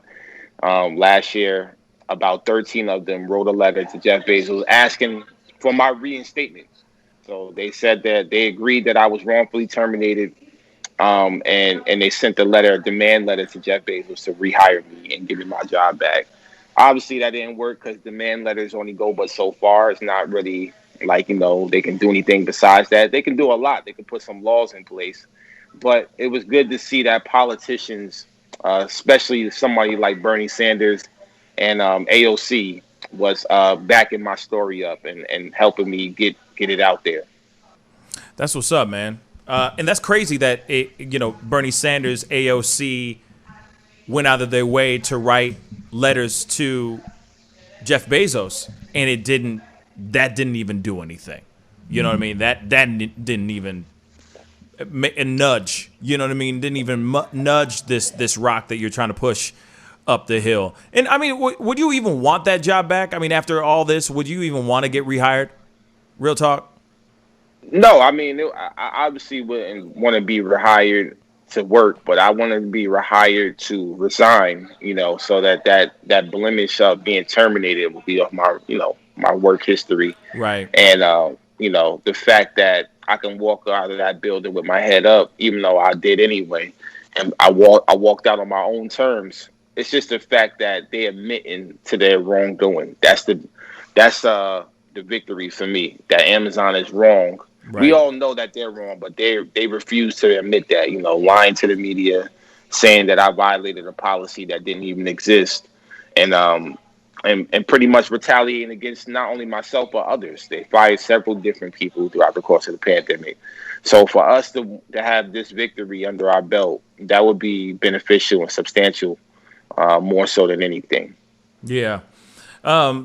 Man, of course I'm gonna be closing up the lines now, but I just wanted to check with everybody, or say it to you really quick, my brother. I really do appreciate you coming onto the show, telling us your story, telling us your truth, and letting us know what's really going down with everything, because there's so much. Thank you. There's so many moving parts in your story, man, and I hope you come up triumphant with this whole situation. Real talk. Actually, you know what? I'm gonna take this one last phone call, and then we're gonna keep it moving. 1 second, all right? Sure. Hey, you're on the mic with the Pascal Show. What's your name and where you calling from? Good evening. I'm calling from North Carolina. North Carolina. How you doing? Speak on it. And I had a question for Mr. Small. All right. Do any of the Amazon employees are with him with his lawsuit, or is nobody else? Oh, no, I filed a class action lawsuit, so everybody's involved. Anybody that, once it gets to that point, the lawsuit, the type of lawsuit I filed is a class action lawsuit to represent everybody. And hopefully, Amazon is right now disputing it. They're trying to get it thrown out. But hopefully, once again, I have one of the most powerful lawyers. It's going to become a point in time where we all will be able to file this class action against the company. Yes, sir. There you go. Well, thank you. Okay, thank you. Thank you so much for the call. Absolutely. Best of luck. Mm-hmm. Thank you. Yeah, man. Like I said, I just wanted to say a big thank you for being on. That I'm closing up the phone lines now, but I do appreciate everybody who called in to just ask those questions, those burning questions for Christian Smalls here. But again, thank you so much for being on, my dude. I know you got quite the journey left over with this whole lawsuit and everything, and I wish you nothing but the best of luck. One last time for everybody out here that wants to support, maybe join your movement, etc., where can they go and do that? Absolutely. On Facebook, Twitter, Instagram, at TCOEW, the Congress of Essential Workers. On Twitter as well, my handle, at @shut_down Amazon. On Instagram, Chris.Smalls_. All the information there, tcoew.org. Also, I have a podcast that come out every week. It's called It's a Smalls World on YouTube. You can watch my content there, and subscribe. It's free. Thank you. Man, again, thank you so much for being on, my brother. It really does mean a lot. We got to get going. We'll be right back. Be good. We'll be right back. This is the Pascal Show. Bye. Homeowners and property managers, if you're looking for effective and humane ways to remove wild animals and deal with the damage that they have caused, we have good news for you. Introducing Wildlife Command Center, a professional nuisance wildlife management company specializing in providing animal removal for residential, industrial, and commercial clients. We are the only wildlife company that checks 70 different areas on a structure to determine the answers to the following questions. Exactly which animal are we dealing with? How is the animal getting inside the home? What kind of damage is the animal doing to the structure? Once we get the answers to all of these questions, we develop and write up an action plan to resolve the animal issue completely and provide a quote to implement that action plan. We perform a very in-depth 70-point wildlife inspection. From visually inspecting the highest point, the chimney, to physically crawling inside the attic space and looking for animals, chewed wires, fecal matter, chewed structural wood, we inspect everything. Our inspection process covers all of the following 70 points.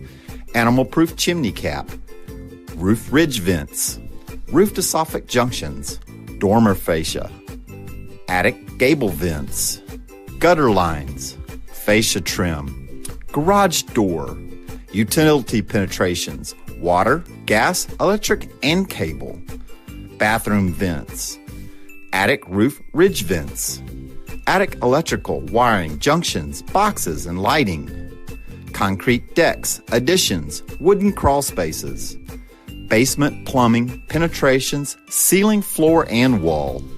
Wildlife Command Center's mission is to deliver the finest quality wildlife removal and pest control service that is safe for the environment. For more information, call us now.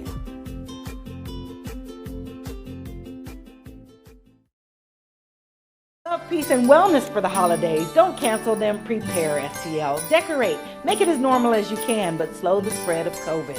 Wear a mask. Wash your hands. Watch your distance. Prepare, STL, helping St. Louisans of color prepare and prevail.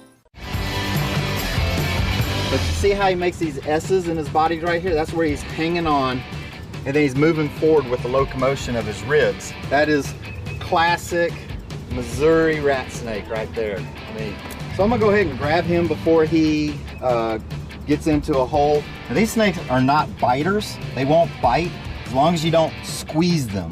If you just stop them like this, it'll freeze them, and then you just gently pull them back. As long as you don't squeeze them, they won't bite. Yo, Mike, what's up, man? Guy? Good to see you, man. Yeah, so Sugar Fire. Yeah. Fully open, right? Yeah, we're pretty much open. So you can't sit inside yet. Monday you can sit inside a little bit. We'll have 25% of the tables inside, and then we're letting it rip outside. So I know that there's a lot of people really concerned about staying safe and all that. No, so what are you guys doing in regards to that? Well, we have extra people to clean and rub everything down all the time. Everybody inside's wearing masks. And we have little stickers on the ground so everyone can stay 6 feet apart. Right on. The tables are all spaced out, inside and outside. Sugar Fire, open in full effect right now. They're staying healthy, they're staying clean. Go get you a rack of ribs. Sugar Fire, open right now. Thanks.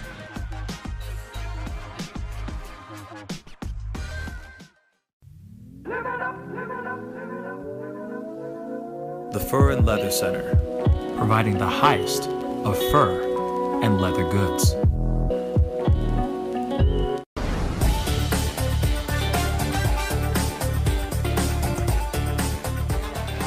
I'm sorry, I can't make this interview boring because this man is too exciting as a host. And I'm truly saying this, and if y'all can't do this, me and this man here is gonna leave and go somewhere else where we can get some love. I want everyone in the building to say, I love Pascal on the count of 3. 1, 2, 3.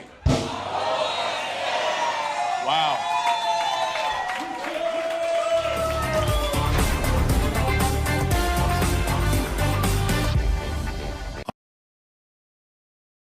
Welcome back, guys. Thank you guys so much for sticking around and being a part of the conversation. If this is your first time checking out this show, please go hit that subscribe button. I do this show Monday through Friday, 9 a.m. Central Standard Time, and I do an evening show, so I will be on tonight, Tuesdays through Thursdays, 7 p.m. Central Standard Time, so be sure to join in. Hit that like button down below. I'd love to see it go past 100 if that's even possible. You know what I'm saying? And join in on the Pascal family chat. That would really mean a lot. And also, I'll say this too. If you see the join button down below, please go crush that join button. There's a whole bunch of perks that have been that are starting to roll out this week in regards to the membership package. But you guys help fuel this show, keep this bad boy rolling, so that we can keep giving you the fire conversations, the fire information. We can still give you the fire stories, you know, like I like to call them. It's not just news, it's stories, you know what I'm saying? So be sure to hit that join button. It's right underneath the feed right now. Click on it. It's only $4.99 a month. That's less than what you pay for Prime Video, Amazon Prime, and maybe you might be thinking otherwise after that interview with with Christian Smalls to invest into any Amazon account, but that's cheaper than a Netflix account. You know what I'm saying? But it helps you. But you know that the money that you're putting into the show or into the membership is going towards the show to help the show grow. You know, for sure. Let's go into the next story. We got David back in the house. We got to talk about this thing, man. We didn't get a chance to talk about it yesterday because yesterday's show was so huge. It was so meaty. Oh, and if you haven't gotten a chance to see that interview, please go and check that out. Yesterday's show was monumental.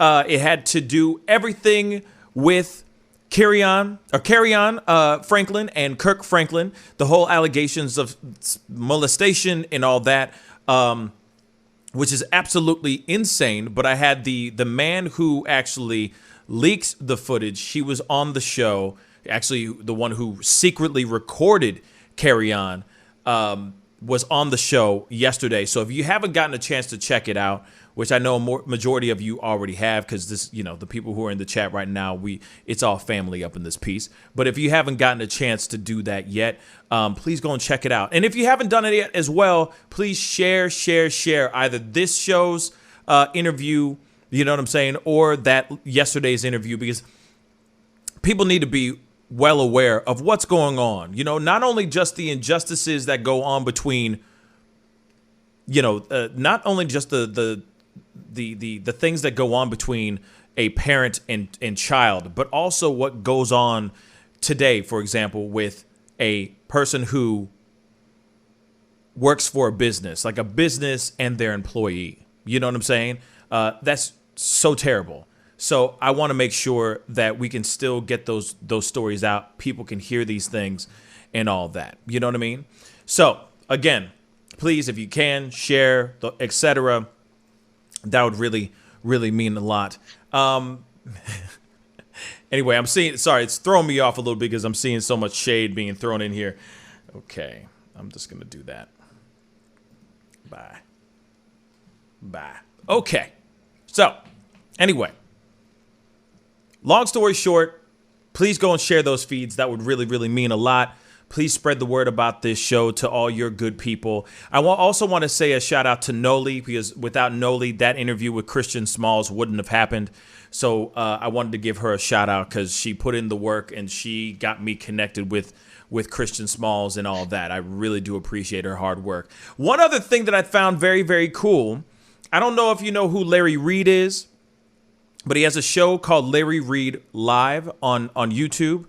He gave the show a huge shout out on his show last night or yesterday, late afternoon, early morning, or late afternoon, early evening.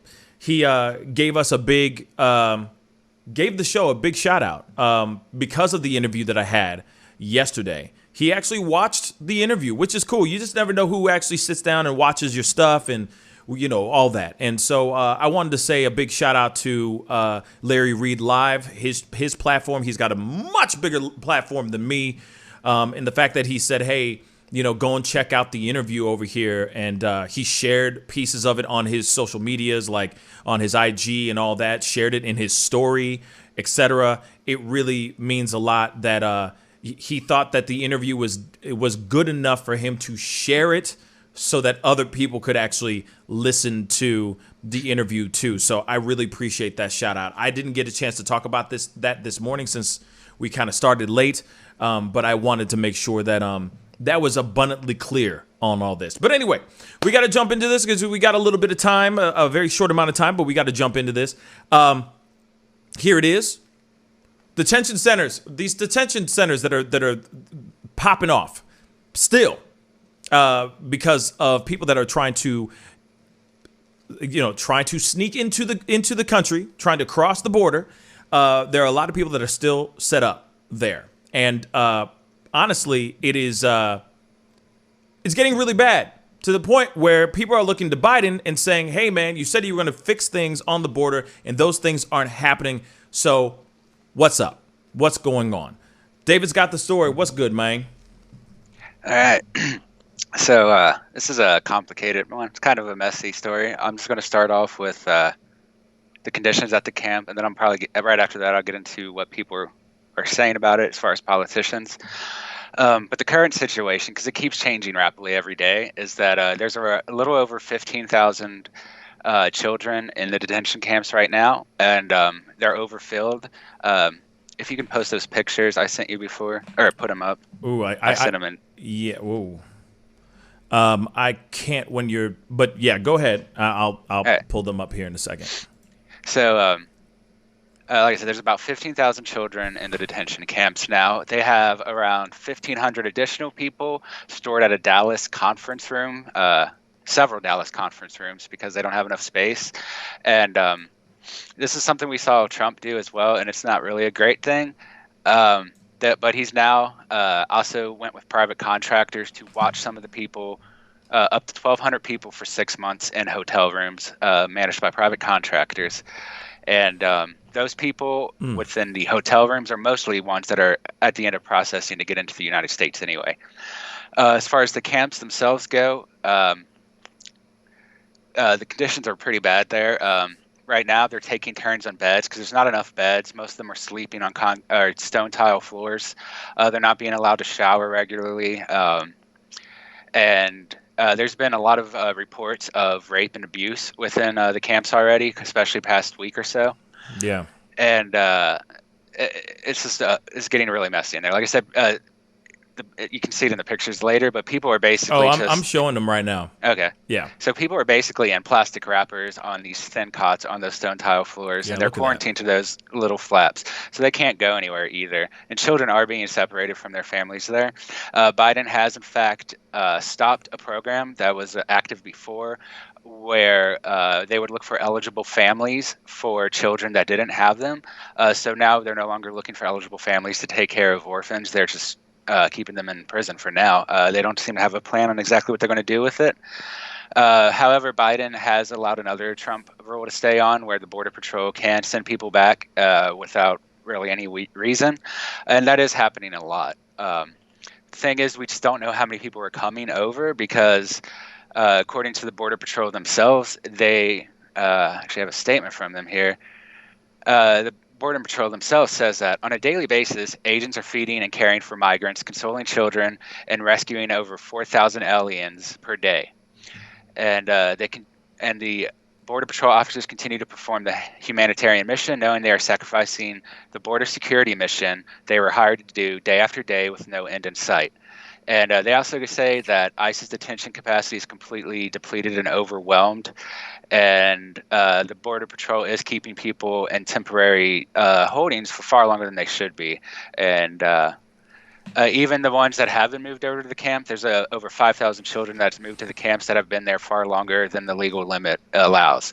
So there's about 5,000 children right now that have been in there over 2 weeks, and that's the maximum.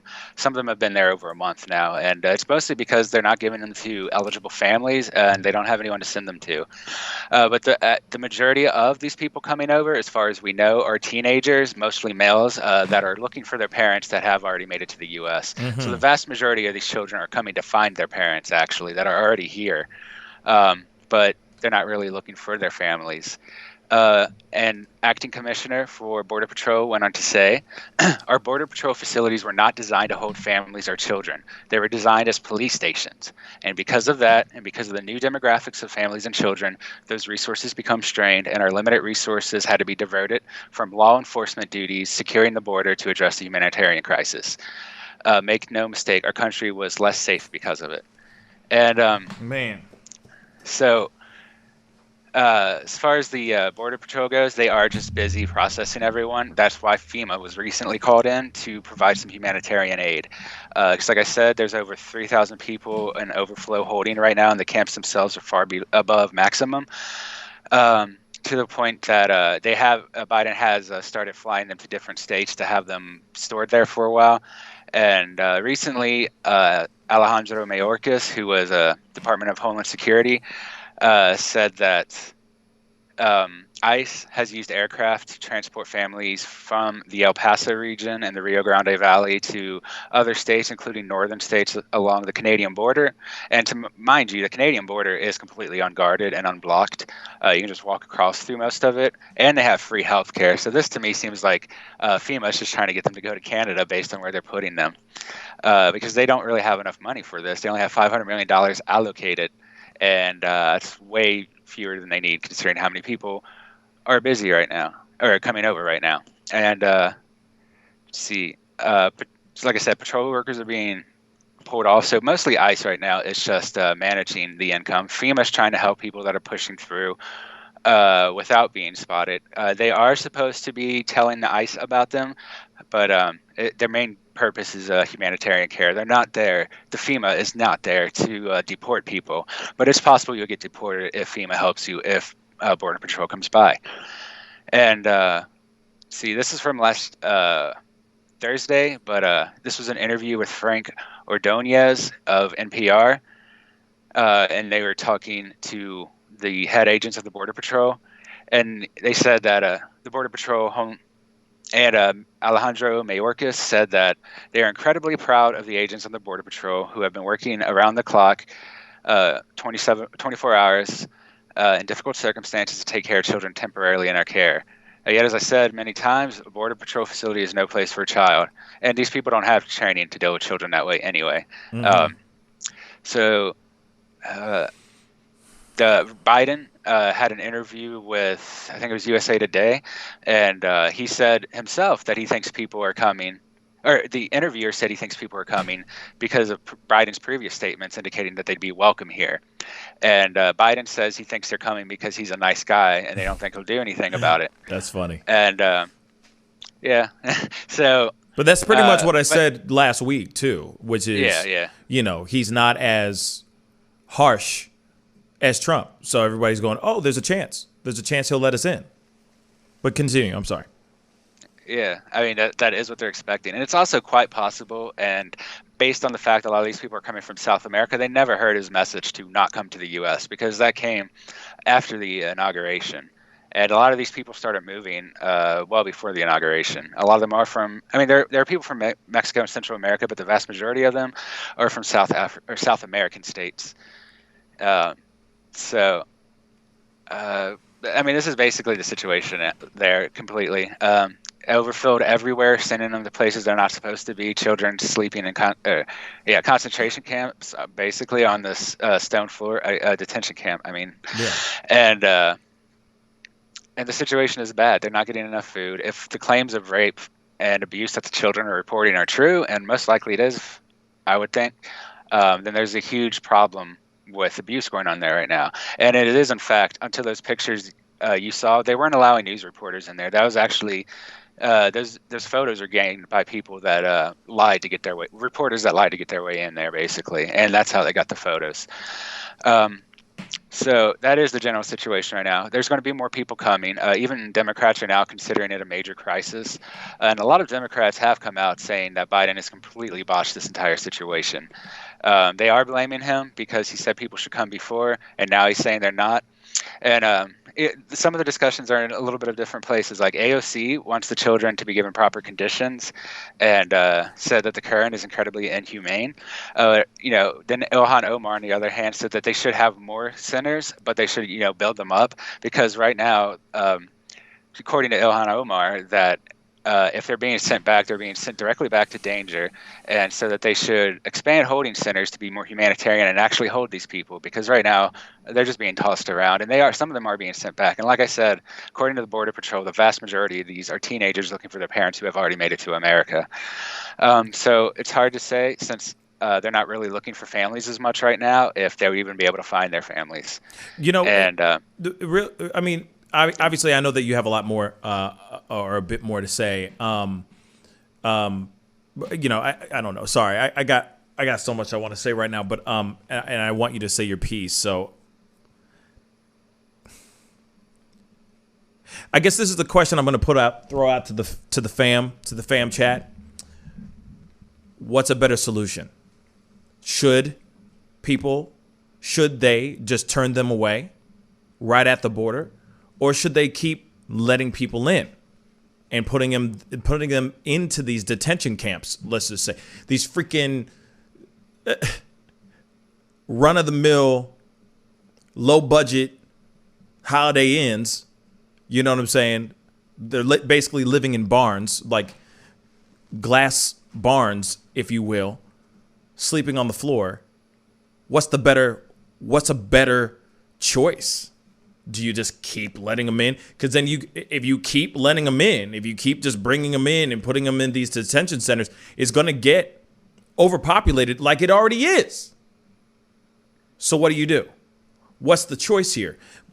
I'm going to let you continue. I'm so sorry, man, because I probably will be opening the phone lines for this piece right here. But go ahead, David. Finish your story. Someone actually mentioned this in chat that it's ultimately Biden's fault, and this is the message we're starting to see from Democrats now, not just the far left like Ilhan Omar and AOC, but some of the others that are left but not quite as far left as them are starting to join in on that as well.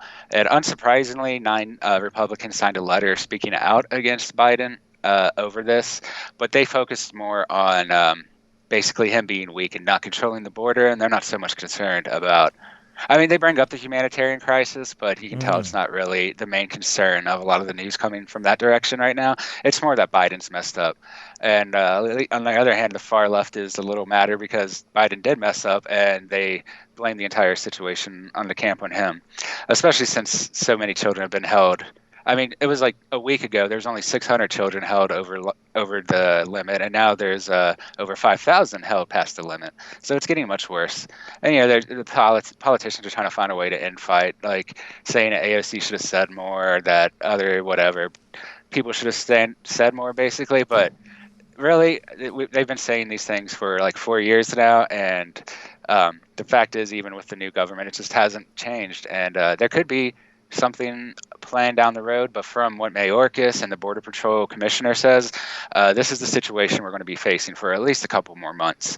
We're going to continue to have people coming in. We don't know how many. There's going to continue to be a COVID epidemic associated with it, which is being tracked by FEMA. And of course, there's all these children that are just losing access to their families because either they're coming here to look for them or they're running away from situations that are deadly. And Mexico's being kind of angry because Biden's telling people to wait past the border before they can come through. So there's a lot of people that are starting to set up camp in northern Mexico that the Mexican government is very unhappy about. Because like I said, most of these refugees are not from Mexico. There's some, but the vast majority are from South America. Yes. Yeah. And go on. That's it, really. Okay. Because, obviously I'm chomping at the bit, of course. Here it is.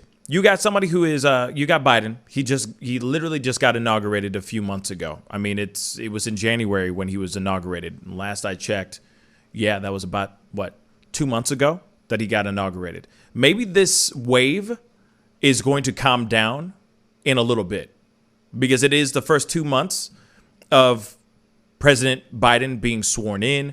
Maybe there's that excitement because they hear that there's no more Trump, so they sit there and go, "Ooh, there's a chance." They run for the border, right? They're running for the border, right? Because they're thinking there's an opportunity right here. We strike while the iron's hot because we got a new president and he's going to be a little bit more lenient. He's probably going to be more understanding and let us in, right? Let's just hope. We're going to hope and pray, right? So that's right, Zozo Bob. 62 days. He's been in office for 62 days. Now, I'm not trying to find any excuse for him at all. I'm just saying in general, this is what people are thinking, I'm sure. So I keep thinking that this wave right now is intense right now because they haven't seen Biden do anything yet to show he hasn't stretched his power. He hasn't expressed or shown the full capacity of what he could do. So it's a matter of seeing what he's going to do. And I think once he sets an example, then this wave is going to die down. But I also do think that regardless, if he ends up being like some, more laid back president, which I really hope he won't be in regards to this, I do truly feel that if they see his exact power, you know what I mean? or him actually putting his foot down and saying no to certain things, that the wave is going to slow down. That's what I think. But the question that I want to throw out to the fam is, what do you do? What do you do in regards to this situation? Because do you just let everybody in? Because here it is. I want everybody to have an opportunity to come to this country and live their life to the fullest.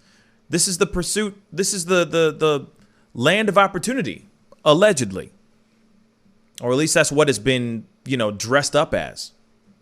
So why can't any immigrant who is seeking refuge from a country, from their own country that maybe is not giving them opportunities, come to a place? Why can't they come to a place that is the land of opportunity?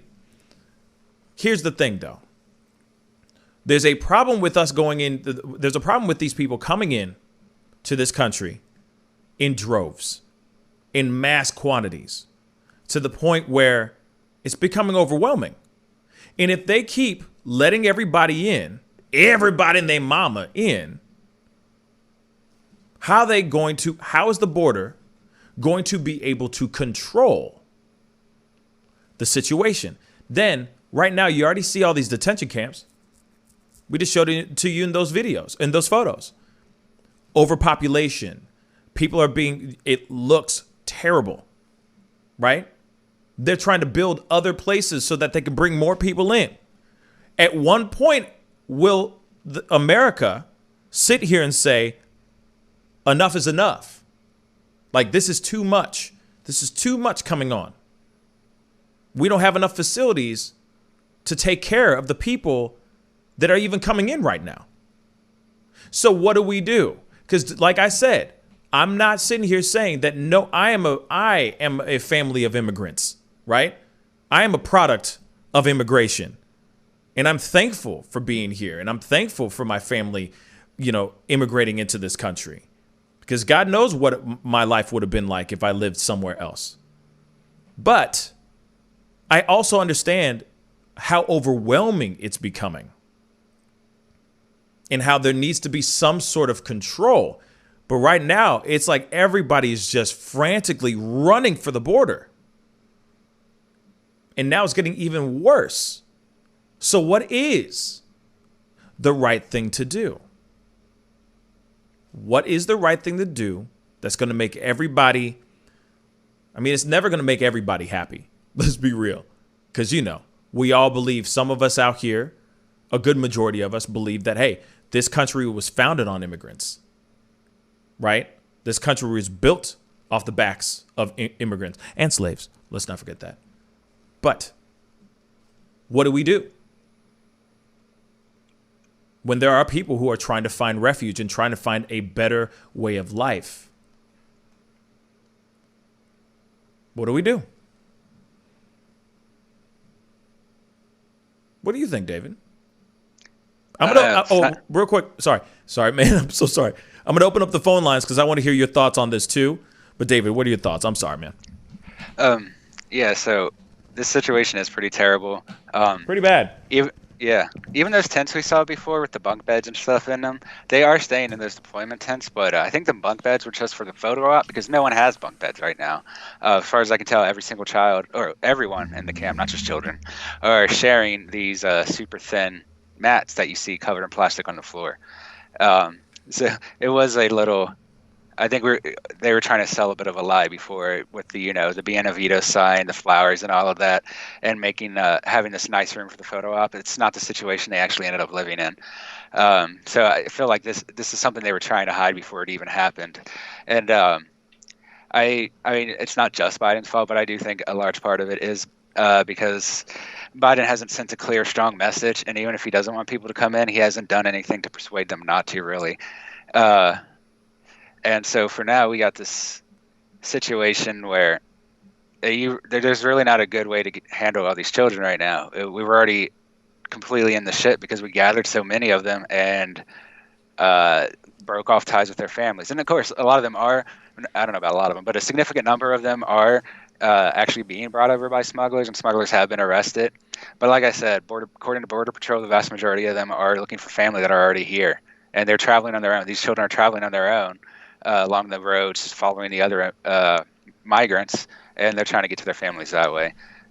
So I think what one thing Biden could do right away is to bring back the program where they try to find eligible families to take care of the children instead of holding them in detention.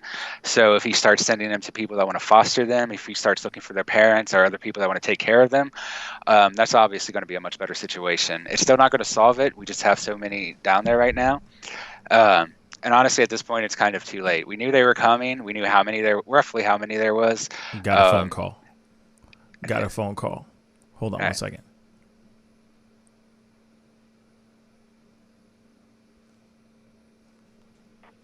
Hey, you on the mic with the Pascal Show. What's your name and where you calling from? Sonny, I'm calling from PA. Hey, what's up? What's on your mind? Speak on it. You know what? I had a roommate who was an immigrant from Mexico. He said he had really broken English, so I couldn't understand him very well. Mm-hmm. You know, and he told me a lot of the immigrants coming in, he said, if you don't work for the cartels, you don't have a job. I know a lot of people, because a lot of people are asking, why are all these people from America so bad? Why would they want to come in? Well, working for the cartels is violence, you know. It's not the glamour they make it in the West, you know. And I think if we want to stop desperate people from risking their lives to come here, I think a good way would be to end the war on drugs. Because we're feeding this system in America with a petro-based dollar, you know what I mean? So Gotcha. I think it's one of those situations, you can't, I don't know. I think that'd be a good way to stop a lot of this sadness and misery. We're creating this problem in America, I think. I mean, it's not the fault of the immigrants. That's interesting. Huh. Well, thank you so much for the call, sweetheart. Thank you. All right, thank you. God bless. You too. Bye. You know, that's a very interesting insight. I never thought of it like that. Sorry, I have an eyelash in my eye. I never thought of it like that. What are your thoughts on that, David? I mean, it seems legitimate to me. I mean, I know, for example, in Colombia and Brazil, a lot of villages are ultimately controlled by FARC or something else like that, which is I guess it's a cartel, basically. Mm-hmm. It's a major drug cartel. And there are a lot of villages and towns that they completely control. So it does make, I haven't heard that you had to work for the cartels before, but just based on how much of the territory that the cartels control where the government isn't asserting its force, I mean, there's no one else for them to work for in a lot of the situations, especially if they're in control of your entire village. It's basically like a corporate town at that point, except you have less protections, obviously, because they're a criminal organization. They're straight up criminal organization. Right. You know, and there's a lot of money spent on DEA and the military to keep watch of them and things, but they are still prevalent throughout South America. Official governments have trouble with them a lot of times. So, really, yeah, these drug cartels are basically kind of like a globalist corporation. So they do have that reach. They have that control over everyone. And they don't have, except the people don't have a government to appeal to on their behalf, because the government can't just fight off. I mean, they try to, but they can't just defeat the FARC overnight or the other organizations that are similar. So it's pretty much an ongoing war. These people are going to be stuck in situations like that, and it's pretty terrible. Yeah, it's like I said, it's an interesting thought that there are no other jobs except working for, cartels, and how people are running from that, which is terrible. Let's get this phone call. Hey, you're on the mic with the Pascal Show. What's your name or where you calling from? Paul, Maryland. Hey, what's up, man? Speak on it. What are your thoughts? Okay, I want to know what your feelings are and why these so-called family members or parents are sending their children on a dangerous trip to the United States. I feel that the parents back home should be arrested. Would you send your child, 10, 11, 12 years old, on a journey like that? Hail to the no. Hail to the no. But I understand that there are children that are going across the border because they're also trying to get reunited with their parents that are across the border, which it is weird because why would you leave your kids behind to cross the border too? That's crazy too. That's a bit of crazy. Exactly. That's a bit of crazy. Exactly. To me. And also, ain't these children missing from school also? What is the education system in Mexico? Don't they see all these children missing? Yeah, facts. That's a strong question. That's a strong ass question. And I don't know what the educational system is like in Mexico at all, but I'm assuming if Mexico is as messed up and as corrupt as it is right now, I'm sure that the educational system is not as focused. Let's just say that. But that's I just think. Go ahead. I was going to say Mexico does have they have the same kind of 12-year system we do. It is compulsory. I don't know how many people actually go there. Yeah. What were you going to say, my brother? I mean, if you try to cross the border from the United States into Mexico illegally, you go to jail there for a year. Okay? We don't do that here. No, we don't. And I just think it's horrendous how these parents allow their children to take that track. Because if I did that as a parent and sent my 12-year-old son like that on that track, I'd be arrested here. Right. For child abuse. That's true. That's Anyway, very, very true. That's all I got to say. Thanks for your time. Thank you, my brother. Stay up. Thank you. Yeah, that's a good point too. You know what I mean? It's kind of like, well, who in their right mind? And I understand that there's certain levels, like you never know the level of desperation that's going on with those families. They may be just so desperate to get the hell out of wherever they live for a better situation where they're going, hey, I'm going to send you there first and I'll meet you there later. And that's a possibility too. We got another phone call. Interesting though. Interesting thought. Hey, you're on the mic with the Pascal Show. What's your name? Where are you calling from? Hey, what's up? It's Robert from Anaheim. What's up, Robert? What's on your mind, man? Speak on it. Hey, so my wife came here when she was 11 from El Salvador, only because actually her whole family came over, and they did come over one by one, but that was only because this CIA involvement with their civil war and like the meddling that they did. Like they didn't want to leave their country. Like people don't want to do this crazy thousands of mile, journey because it's fun. They're not sending their kids just because they think this is like the land of opportunity. They're doing it because they literally have to. Like people don't understand what's going on with these governments and the involvement, the past involvement, and some current involvement of bribery and basically meddling that our government has done. Well, my brother, when you say because they have to, why? What do you mean by they have to? Do you mind explaining that a little bit? Well, as the one caller said earlier, that you either work for the cartels, right, or you're screwed. Like that. That really is a thing in some areas. Not every area of Mexico, but it's getting that way. It's getting worse and worse. The entire Mexican government is corrupt. You can look into before NAFTA, this wasn't an issue. There were actually farmers who they were fine, like working on their own land all throughout Central America and Mexico. Like once that started, like I don't know all the exact details, but once all that stuff started, that's when you got people who are coming here permanently. Before they used to come across the border and work and then go back, like seasonally, and it was a normal thing. So it's a big, it's kind of a messy situation between basically the North American Free Trade Agreement and then like our government's former involvement with like overthrowing leaders and throughout Central America.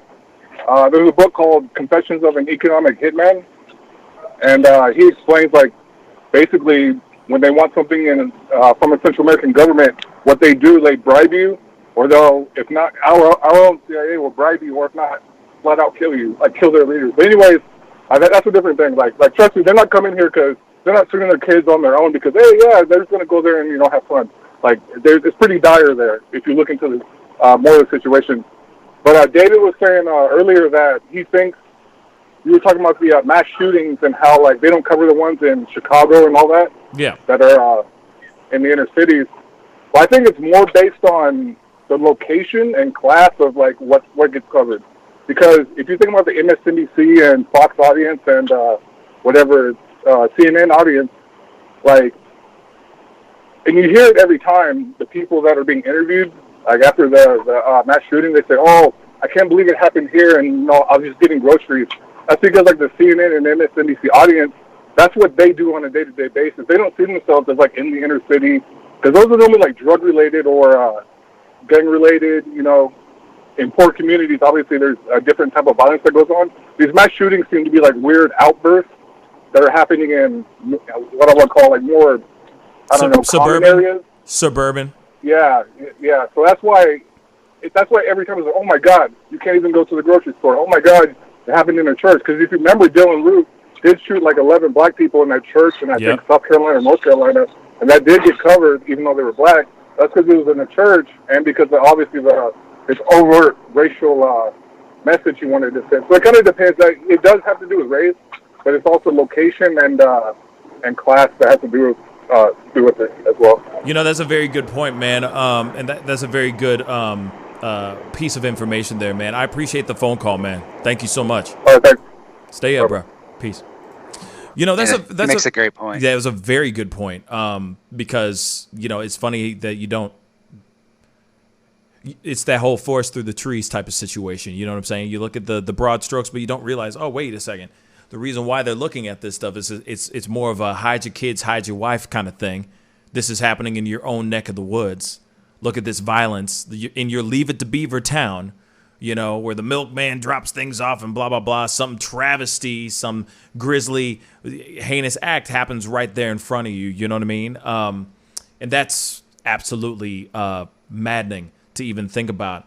But anyway, guys, this is, we got to wrap up the show, unfortunately. That is the show today. I really appreciate everybody for being on. David, as always, I appreciate you, bruh.